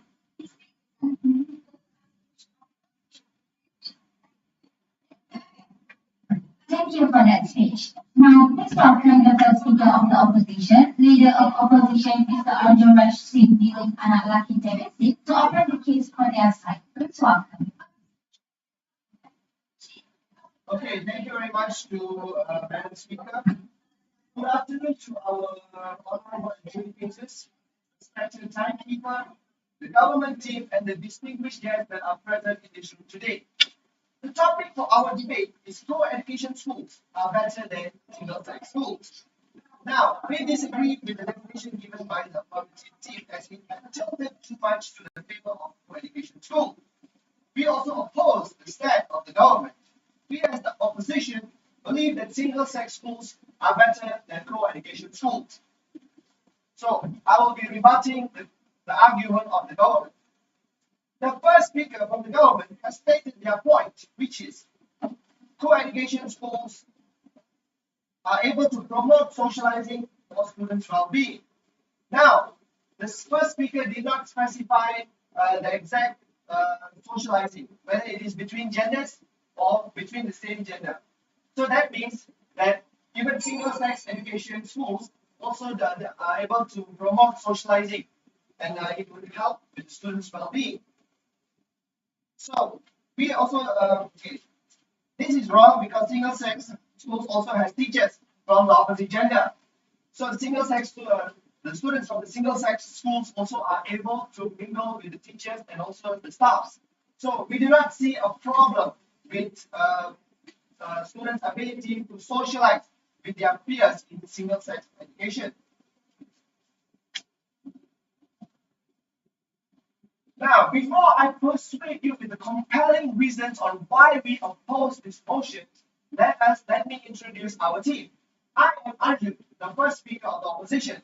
This is Hanis, our second speaker of the opposition, and that is Azrina, our third speaker of the opposition. Today, as the first speaker, I will be talking to you about single-sex schools are better than co-education schools because it has less pressure for students to impress the opposite sex. Our second speaker will be talking about students in single-sex schools do better in their academic achievement rather than students in co-education schools. In addition, our second speaker will also elaborate on the statement that co-education schools have a higher chance in having sexual harassment among peers rather than single-sex education schools. Our third speaker will rebut the government's arguments and sum up our case. For us, the accurate definition, according to the Oxford bibliographies, would be single-sex education refers to both classes and schools that only have one sex, defined by a biological classification. The alternative, in which both sexes are present in class or in the school as a whole, is referred to as co-education. Single-sex schools are better than co-education schools, primarily in terms of academics and safety. Now, I will be moving on to our first point. Our first point will be single-sex schools are better than co-education schools because it has less pressure for the students to impress the opposite sex. Now, why do we say this? In an environment which has less pressure is crucial for the effective teaching and learning to take place. The single-sex school would mean that boys get to learn in an environment that is movement-oriented and it would supplement their education. On the other hand, girls will also be able to flourish under a more cooperative learning environment.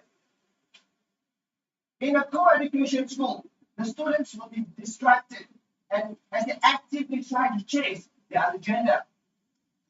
The main purpose of being at school is defeated as they will be disrupted and learning becomes more difficult. For example, co-education schools raise the stakes of these young students trying to woo the opposite sex, whether consciously or subconsciously.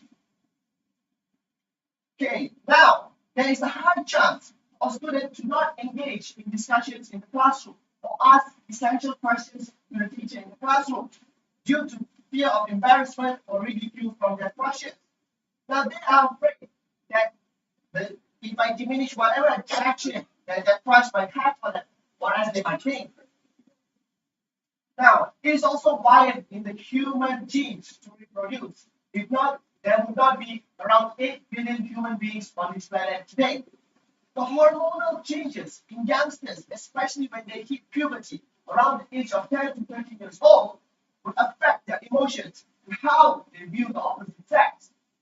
Testosterone, which is the primary male hormone which regulates the sexual male libido, and estrogen is a primary female hormone which regulates the sexual female libido, affects both genders respectively.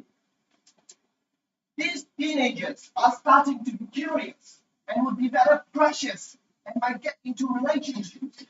The need to impress opposite sex sways them from the real objective of education, which is to learn, receive an education, and be the best version of themselves. They will likely disregard their assigned homework in favor of things which are more exciting, such as relationships. According to Brad Adams, Executive Director of the International Boys School Coalition, at boys' schools, boys are more engaged in learning without being in a gender pressure cooker. This is due not to having distractions. The same can be said for the girls' schools as well. Young girls would start wearing makeup just to impress the boys in co-education schools. For that reason, single-sex schools enable students to solely focus on studying and achieving top-tier grades. Therefore, it is natural for both genders to be attracted to each other due to the hormonal changes, and is a massive distraction for the students. Once again, proving that it creates pressure for students to impress the opposite gender in co-education schools.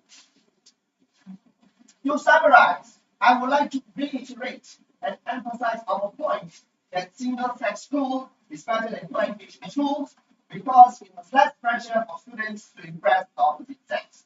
Thank you very much.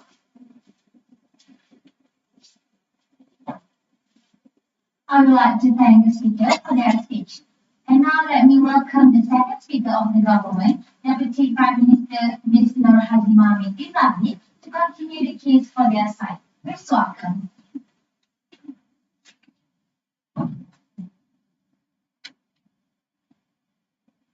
Schools are one of the primary agents of socialization, and the learning process happens throughout life, and it often offers through intersex interaction, which is why it is hard to believe that co-ed schools are better than single-sex schools. Assalamualaikum warahmatullahi wabarakatuh, and a very good afternoon. I greet to everyone here in this room today.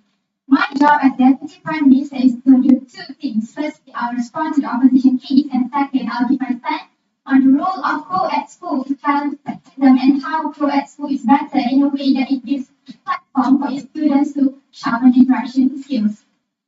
I would like to rebut the statement given by the leader of opposition, where he stated that same-sex school has less pressure for students to impress the opposite sex.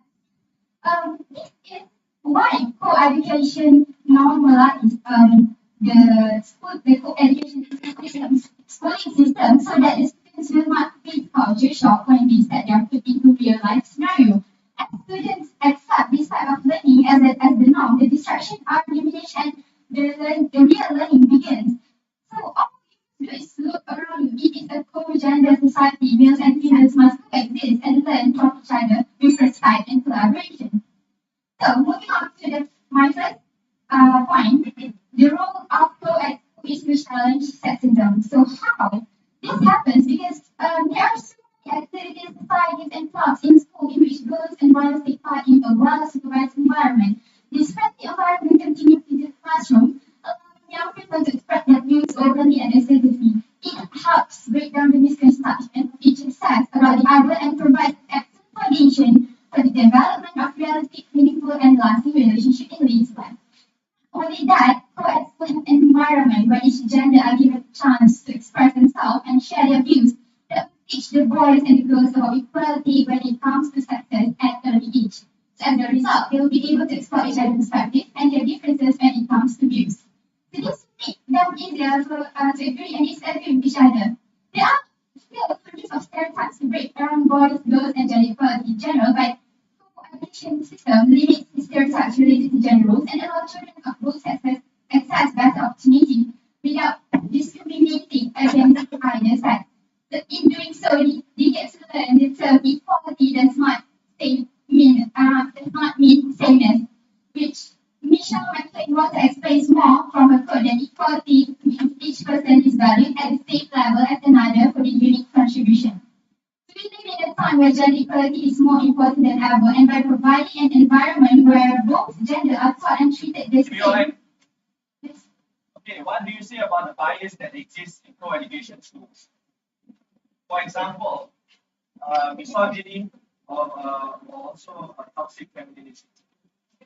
That's why we create this environment to give them exposure on how they should treat each other. So after I move on, that both genders are taught and treated the same, propose this equality from the very start of their education.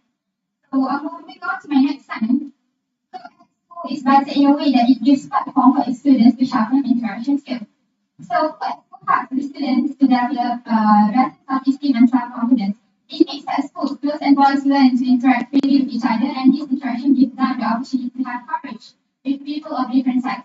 In co-ed environments, students have a better idea on how to treat the opposite sex, which implies a sense of comfort around both sexes.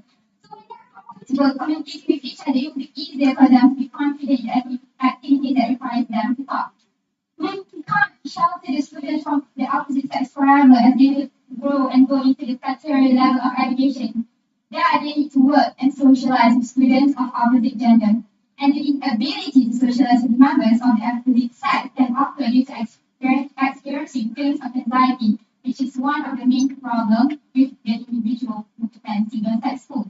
Anxiety will cause them to have behavioral symptoms of anxiety such as fidgeting, sweating, and trembling, and this does not bring any good for them because they don't know how to react because they are not used, no thank you, they are not used to the environment. It is stated in a finding supported by one in 2018 that individuals from single sex who are type 19, no thank you. So, while learning info at school, students get to face all types of personalities from each gender, and it helps in laying the foundation of maintaining self-esteem and dignity from the right age. Moreover, it makes students stronger to face every kind of hardship in a positive manner. Hence, a lot of effort has been spent over several generations in advancing the equality of the sexes, and broad education symbolizes the theme of equality. Effective schooling aims for not only no thank you, but also aims to develop the full potential of each individual in a non-partial environment, which is why the government believes co-ed schools are better than single-sex schools. Thank you.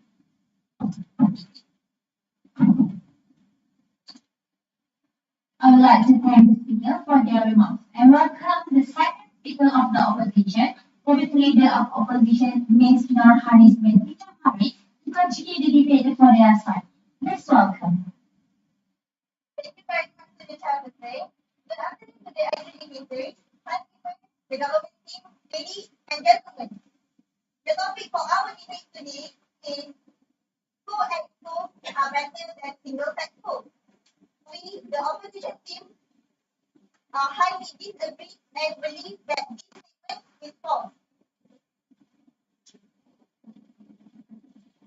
The first affirmative speaker has tell you that co-ed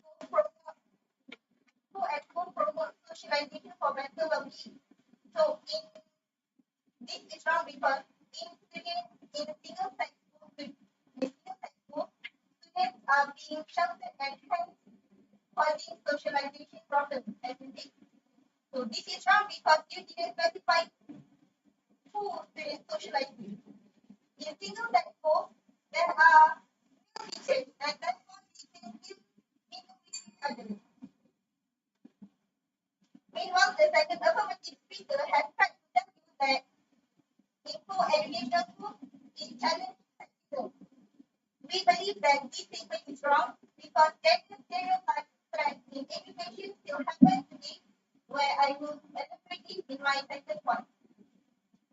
To reinforce our stance, our first speaker, Mr. Arjun Rajdi, has stated that single-sex schools is better as it provides a more relaxed environment and has less pressure to be friends or the opposite gender. As we mentioned before, training will be difficult to teach as in co-ed schools. There are many distractions such as love life.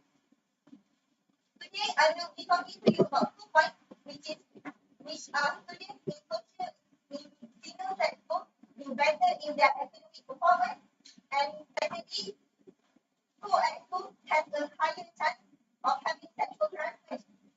Our first point today is students in single-sex schools do better in their academic performance compared to students in co-ed schools. To support recent study by two economists in Cornell University, which is Balaji and also Cook in 2019, says that teenage girls do worse when they encounter high-achieving boys in their classes. We relate our statement with the gender stereotype threat, which has affected the way students perform academically. Taking an example of a very common gender stereotype threat found in education, such as girls are bad at sports and also boys are not creative, these stereotype threats create an infinite loop of arguments on which gender does better in a particular subject. So the question now is, who created this gender stereotype threat? So obviously it is the opposite gender, be it with men or women, both genders hate music. When being in the same sex pool, the gender stereotype threats are less possible to arise. Our second argument is co-ed has a higher chance of having sexual harassment among peers rather than single-sex schools. To prove this matter, according to a poll of 1,000 young women aged 14 to 21, more than, yes. Okay, so you said just now, if in single sex schools, the stereotypes, we encounter it more. So what if we went into the university, would we still encounter that? Okay. Okay, so now I am talking about the school context. So that is irrelevant point one. Let me continue my argument. So to prove this matter, according to a poll of 1,000 young women 14 to 21, more than half of them have experienced sexual harassment at their co-ed, college, and also university. Based on the statistics, and 2021 for the observed school article mentioned that school parents in the United States prefer to send their daughters to all girls schools. We believe that if we apply this practice in Malaysia as well, parents are able to let their children learn in a safe environment. Due to this, co-ed schools have a high potential of having sexual harassment. Most of people in our society are lack of awareness of the danger of sexual harassment resulting in promiscuity such as sex. I'm sorry, I need to. As you know, in Malaysia, sex is considered as a taboo and has no specific sex conduct. In order to decrease the chance of having sexual harassment, sex acts should be introduced. So before I end our speech, let us think for a while. Since single-sex schools have the lowest chance of sexual harassment, wouldn't it be a safer option for parents to send their children to single-sex schools rather than sending them to the co-ed schools? All in all, being the negative team, refute the statement that co-ed school is better than single-sex schools. Valued chairman, ladies and gentlemen, I have nothing to say. Thank you.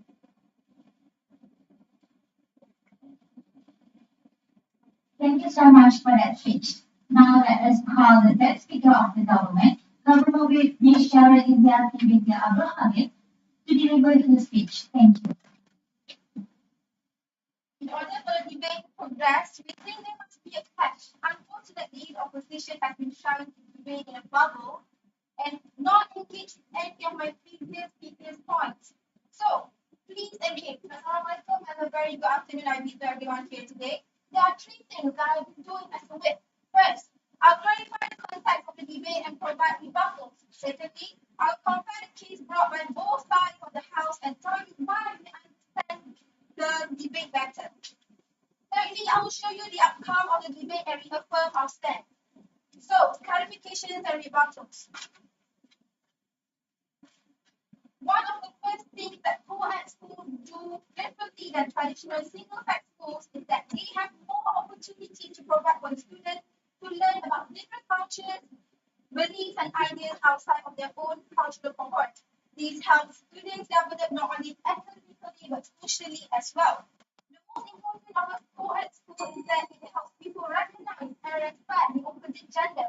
It provides an opportunity for the students from different backgrounds and cultures to interact with one another through school life itself, which enriches the individual worldview and real-life experiences. So I'll rebut the first point of the leader of the opposition. You said that single-sex school can promote socializing. How can you say that? Because we are communicating with the same gender. Men have wider perception. We have different perceptions about each other. Point of information. You did not, your first speaker did not specify a socialization in one type of context. So it could also be in terms of single-sex schools between the same gender. Your first speaker did not mention that. So my first speaker didn't mention socializing. We mean that socializing with males and females. You didn't get that in the She single-sex should have provided the definition in the first point just now. It is obvious that we are speaking about the socialization within genders because that is the motion for our debate today. So, the first speaker did not. thank you. Sorry. Okay. You said that students can mingle with teachers. How could you say that? If you are in a girls' school, you mingle with boys. You ask them about the cultural beliefs. Can you ask the teacher if 10 students have questions? 10 students will come to the teacher and ask everything from the teacher. BOI. No, thank you. So next, academic performance. You said that more cooperative learning.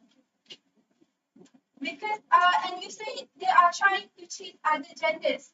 And for me, you are saying their academic performance is better in single-sex school. Are you sure that we only stress on the curriculum, not the co-curriculum? Are you saying that I do have evidence that the academic performance does do better in single-sex school? Haven't seen article later. So next is overcome embarrassment. How can you say that? Okay, just now my speaker asked. You said that she asked about university and you said we are talking about schools. How can you talk without knowing your destination? You are talking about schools and we are going to go further. Secondary and tertiary. How can you say that? You need to think further. No, thank you. And you are going to go into university where you have a different ideas. No, thank you. And you are going to workplace where you have to deal with men and women. And obviously, if you are a teacher, would you, if you have encountered anyone, would you ask just the women teacher? You won't ask the men teacher. Are you sure that?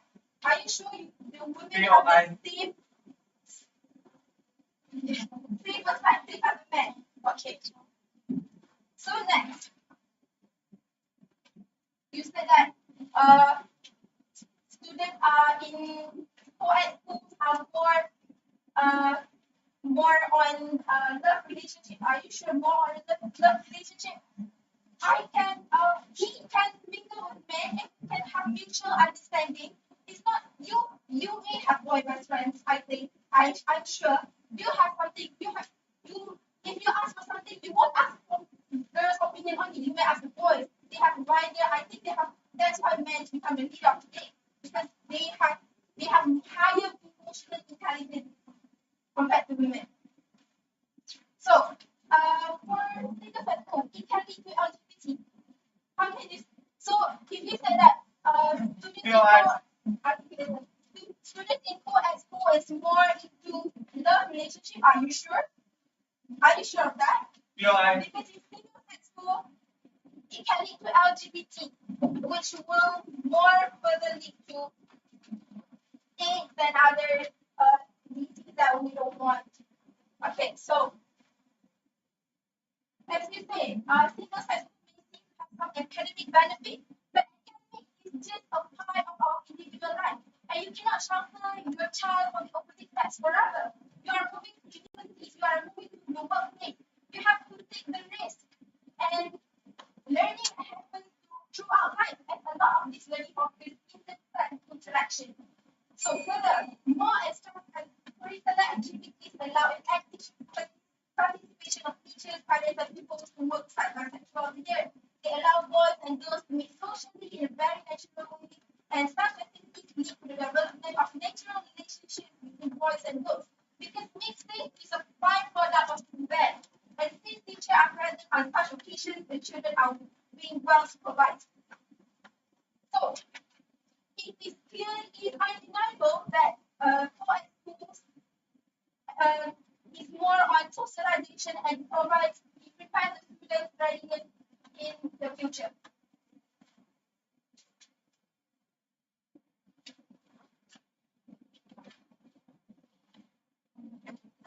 Okay, the next one is single-sex school promote gender stereotypes by unnaturally inhibiting boys and girls from forming friendships amongst each other, thereby perpetuating integrated patriarchal structures once they leave school. Viewing the opposite sex as foreign leads to a lack of respect and understanding between the two genders that leads to society. So therefore, for me, I conclude. So I want to stress that this house believes co-ed schools are better than single-sex. Thank you. I would like to thank the speaker for their speech. Now let us continue with the next speaker of the opposition. Opposition with Ms. Nur Azina binti Muhammad Nazri to give their speech. Please welcome. Thank you, the chairperson. A very good afternoon, I bring to the educators, the timekeeper, the government team, and everyone who is here today with us. So let us take the topic. The co-education school is better than single-sex school.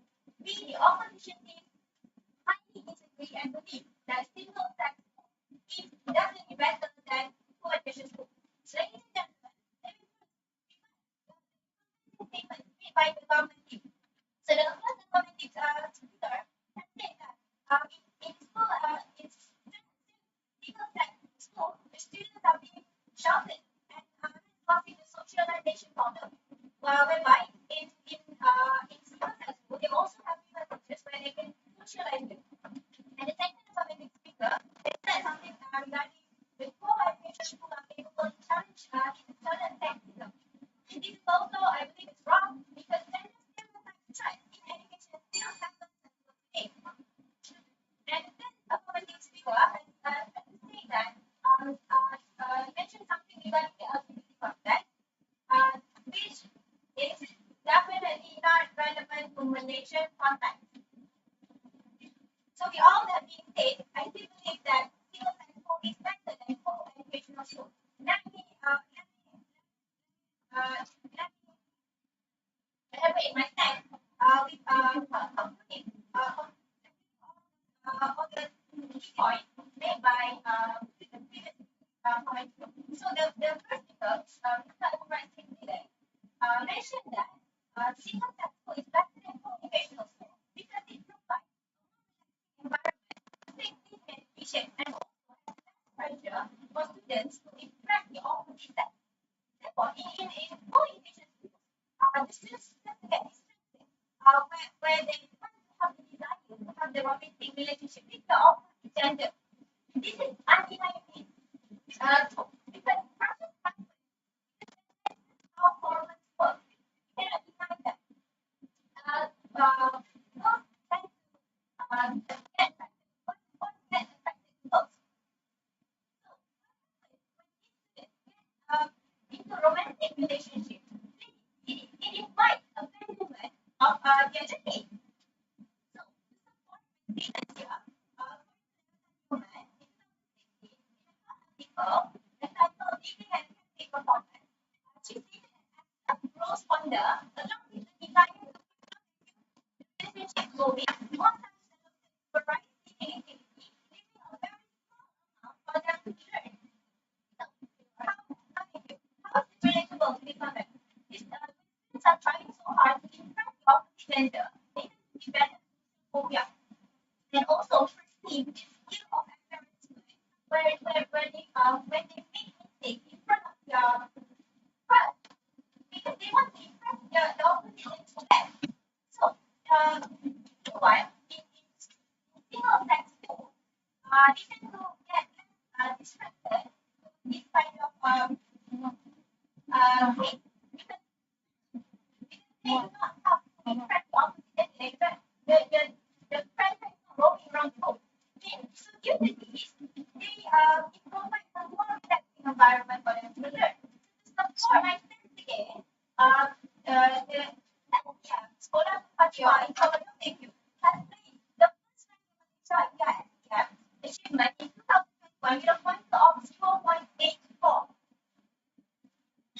So let's summarize the 60 points made by our second speaker. She stated that co-educational school has higher chance of sexual harassment rather than single-sex school. She also admitted a home to support statement to project the importance of sexual education in school. She also did mention that despite many cases of sexual harassment in single-sex school, co-education school is more exposed to this kind of cases because they are children so to support my statement, state the school, MY Movement and Allah found that about 1,491 violations had occurred out of 1,145 incidents of abuse reported. So the majority of these violations, with this amount of 1,046 reported cases, include sexual harassment in school. So the second point made by our second speaker, she stated that students in single-sex family and family achievement compared to co-educational students. She stated that gender stereotypes right affected the way students perform academics. So, how does this education, without being threatened with kind of stereotypes in single-sex students, able to feel more motivated to pursue their field of study? They can learn it.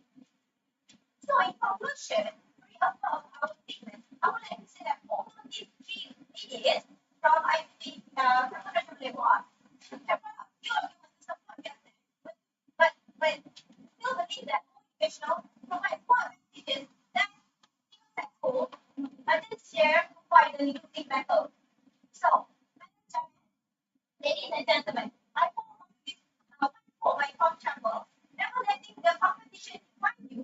Instead, define yourself based on the point with all that you care about. So, with all that you said, we believe that single-sex school provides more advantages and is definitely better than co-educational school. Thank you. Back to you, Madam Chairman.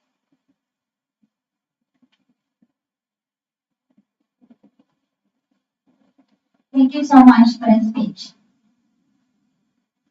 Now, 3 minutes will be given to both teams to prepare for the reply speech. I repeat, 3 minutes will be given to both teams to prepare for the reply speech. And the time will start now.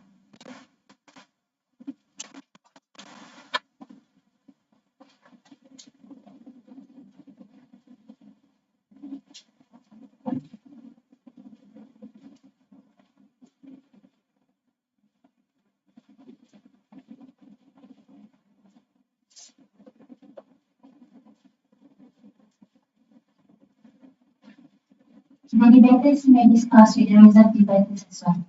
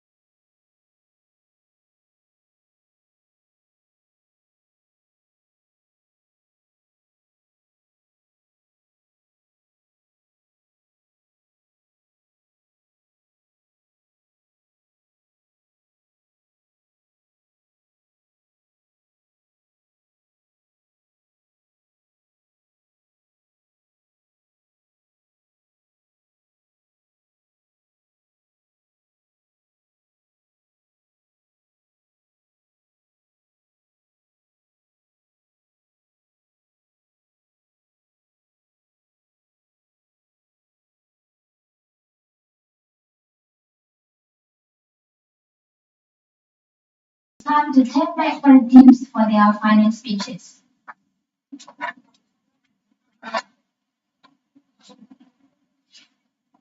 Starting first with the opposition, please welcome the opposition request speaker to summarize the speech for their team. Please welcome. Thank you very much to the Madam Speaker. Okay, in my reply speech, I will be refuting the government's points first before reaffirming the opposition's points. Okay, the first speaker from the government has stated their point just now by promoting socializing for students' well-being. So his point did not specify about socializing between genders. So single-sex schools also has socializing. Socializing can also happen with same gender. So about the teachers who are in opposite gender, students can also socialize with their peers in single-sex education. But okay, they can also socialize with their friends of different genders outside from the school. Okay, the first speaker also had mentioned that she did not 100% believe that co-education school is better than single-sex school.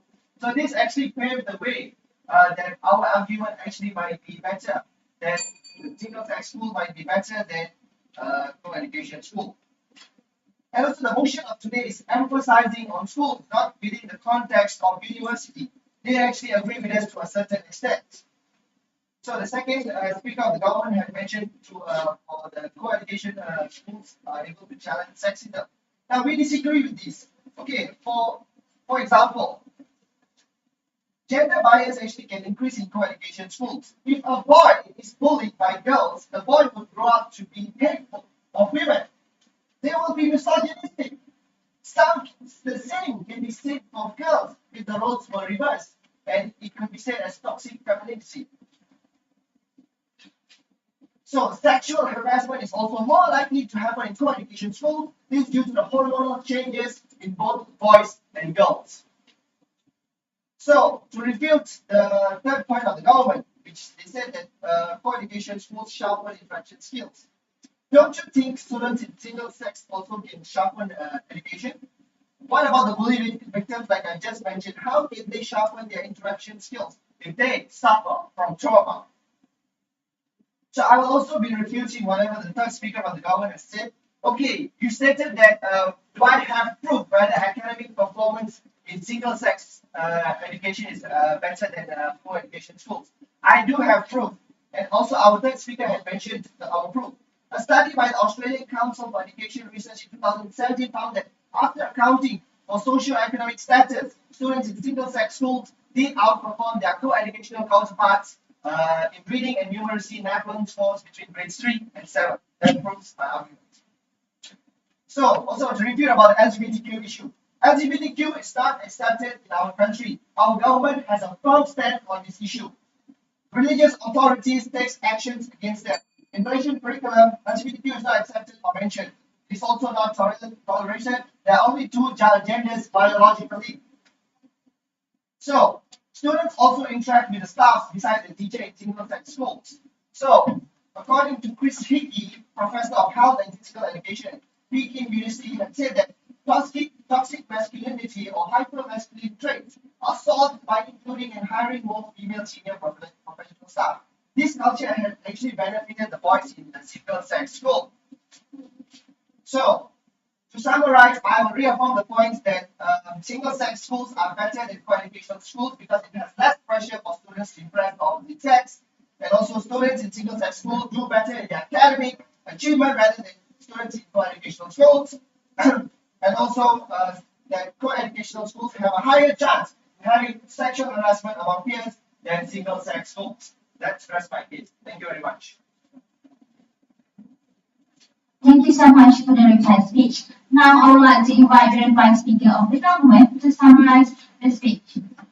Please welcome. Not only this is the last speech that you will be hearing from us today, but this is my last speech as a debater from IPGKRM. So pay close attention because that's not being good. That been doing that. My replies will be divided into two. One, why you're wrong. Two, why we are right here. And we'll prove to you why co-ed schools stand stronger than single-sex schools.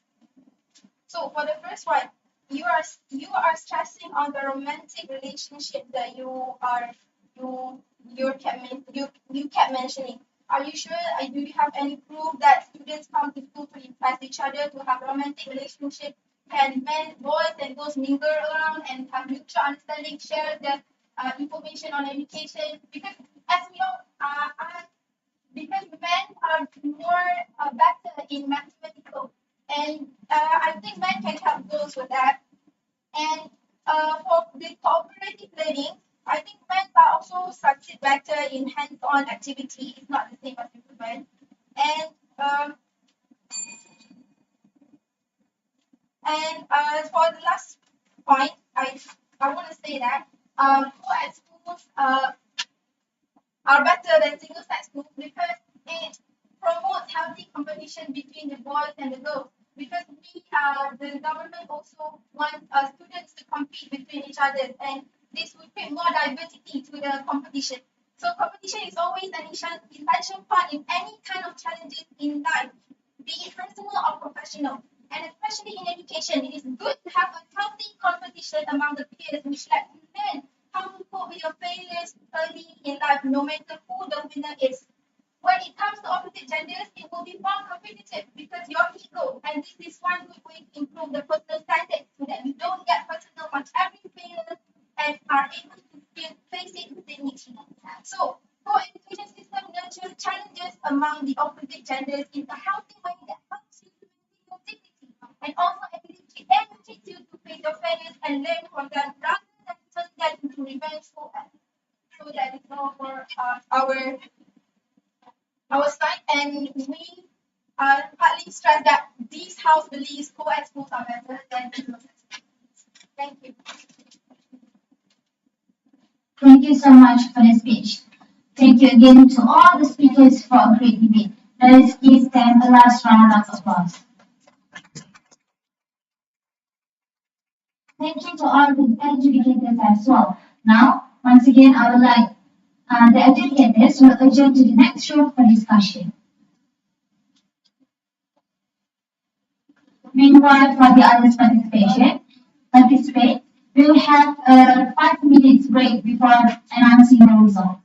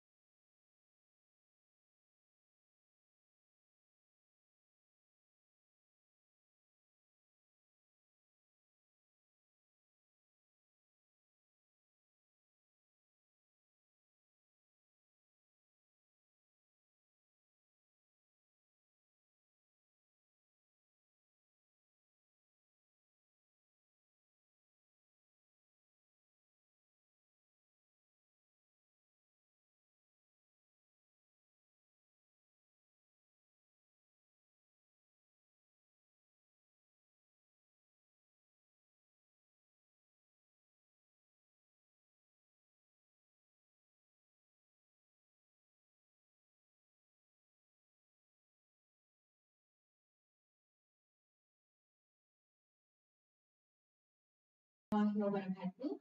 So now the time that we have anticipated has come. Let me announce the results of both rounds.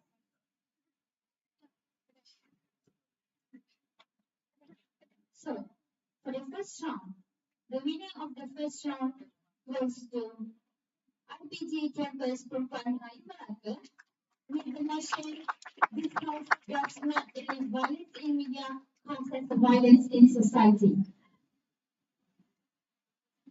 And for the second round, the winner, and for the second round, the winners goes to IPG Campus Ibrahim, who gives does not believe co-ed schools are better than single-sex schools. And now, I would like to announce the overall winners for this debate competition.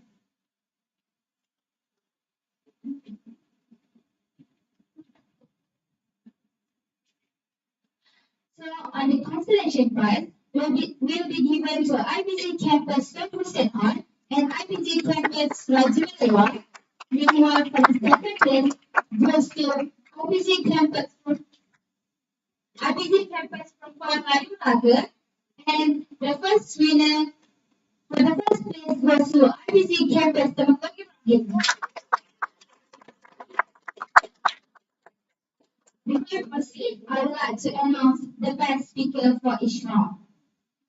For the best speaker for the first round goes to Function Win from IPG Campus. Meanwhile, for the second round, the best speakers goes to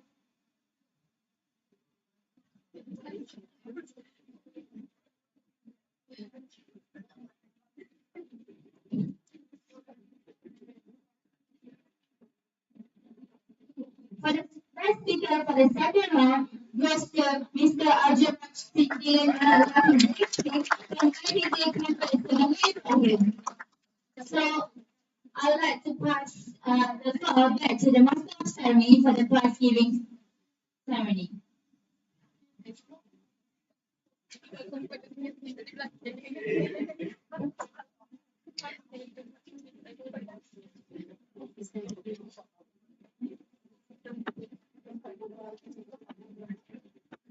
Thank you, Shwan.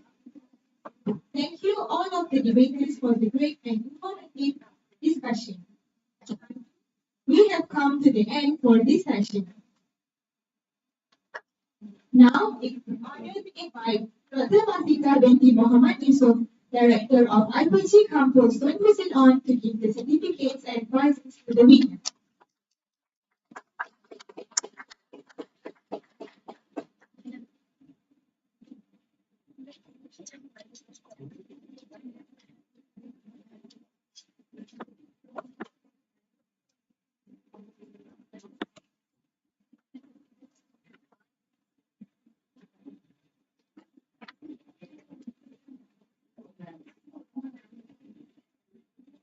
For the certificate of participation for the students, please welcome the representative from IPG Campus, Rajimalewa.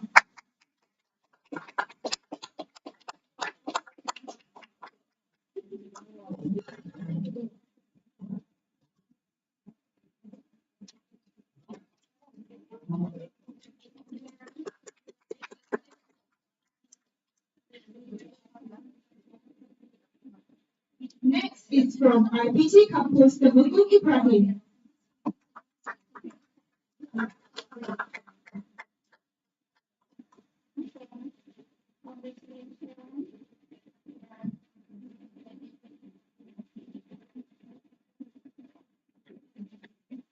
Next is for IPG Campus Perempuan Melayu Melaka.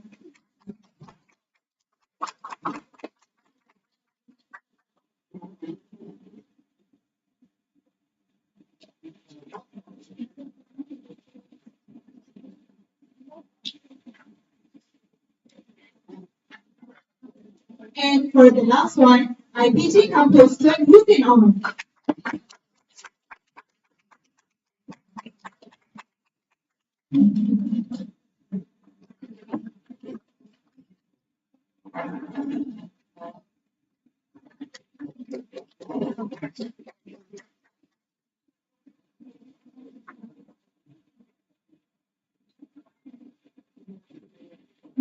for the token of appreciation and certificate for the facilitators. Please welcome facilitators from IPG Campus Rajapalewa, Mr. Muhammad Al-Jafri bin Muhammad Zainuddin.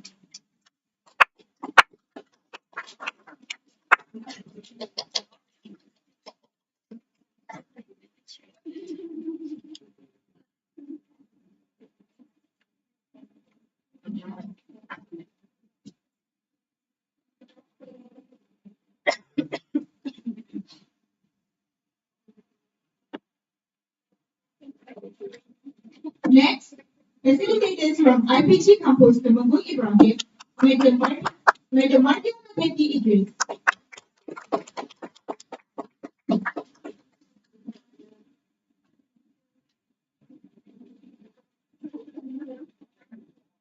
And Mr. S. Ramesh Anallah Kisakapat.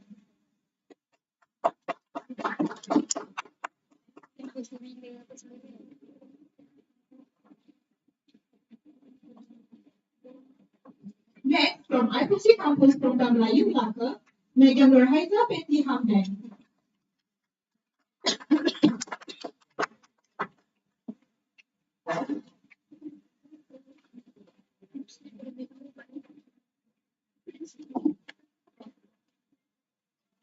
And Madam Nur Zalima Binti Ghazali.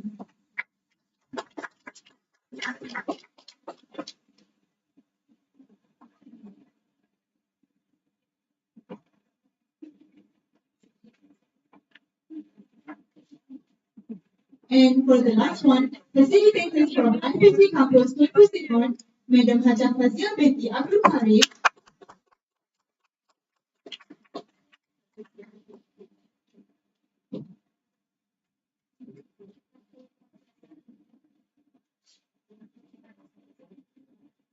And Mr. Vijayan Anallah Priyasami.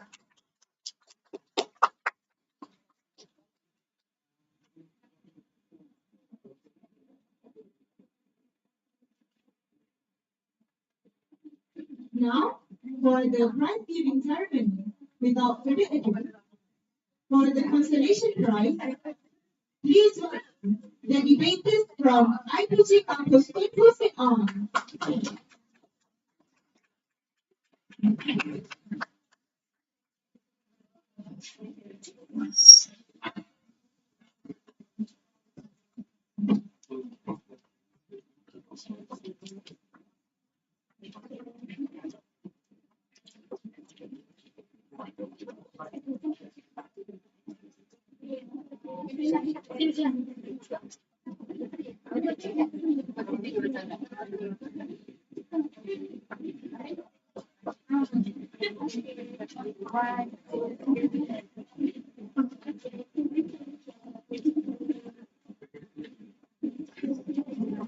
And next, please welcome debaters from IPG Campus Rajapalewa.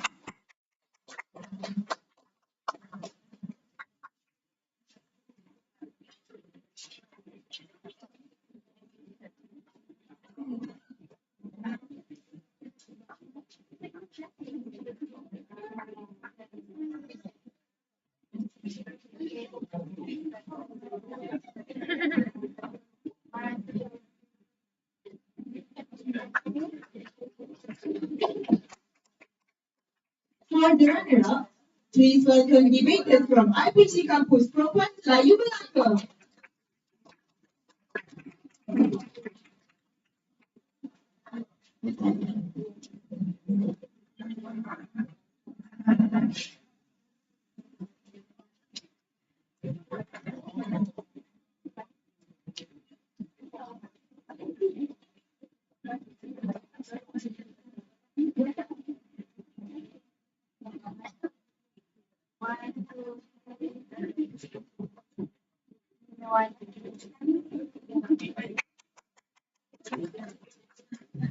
And for the first place, please welcome debaters from IPG Campus Temanggung Ibrahim.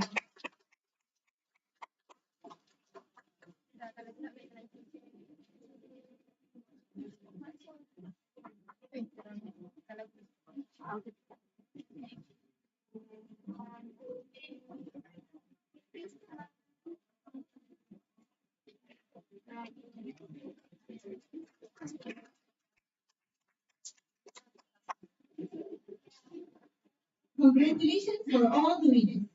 For a token of appreciation for all IPG, please welcome the representative from IPG Campus, Raja Malewa.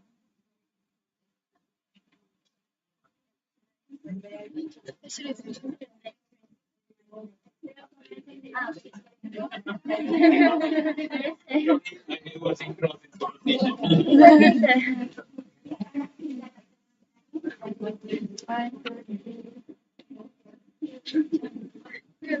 Next is IPG Campus Temanggung Ibrahim.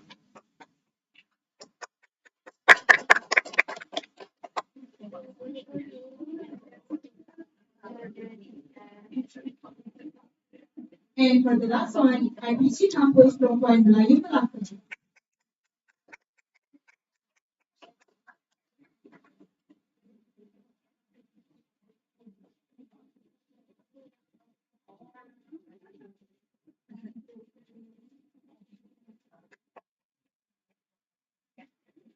Thank you, Dr. Masita, for the prize certificate and prize certificate.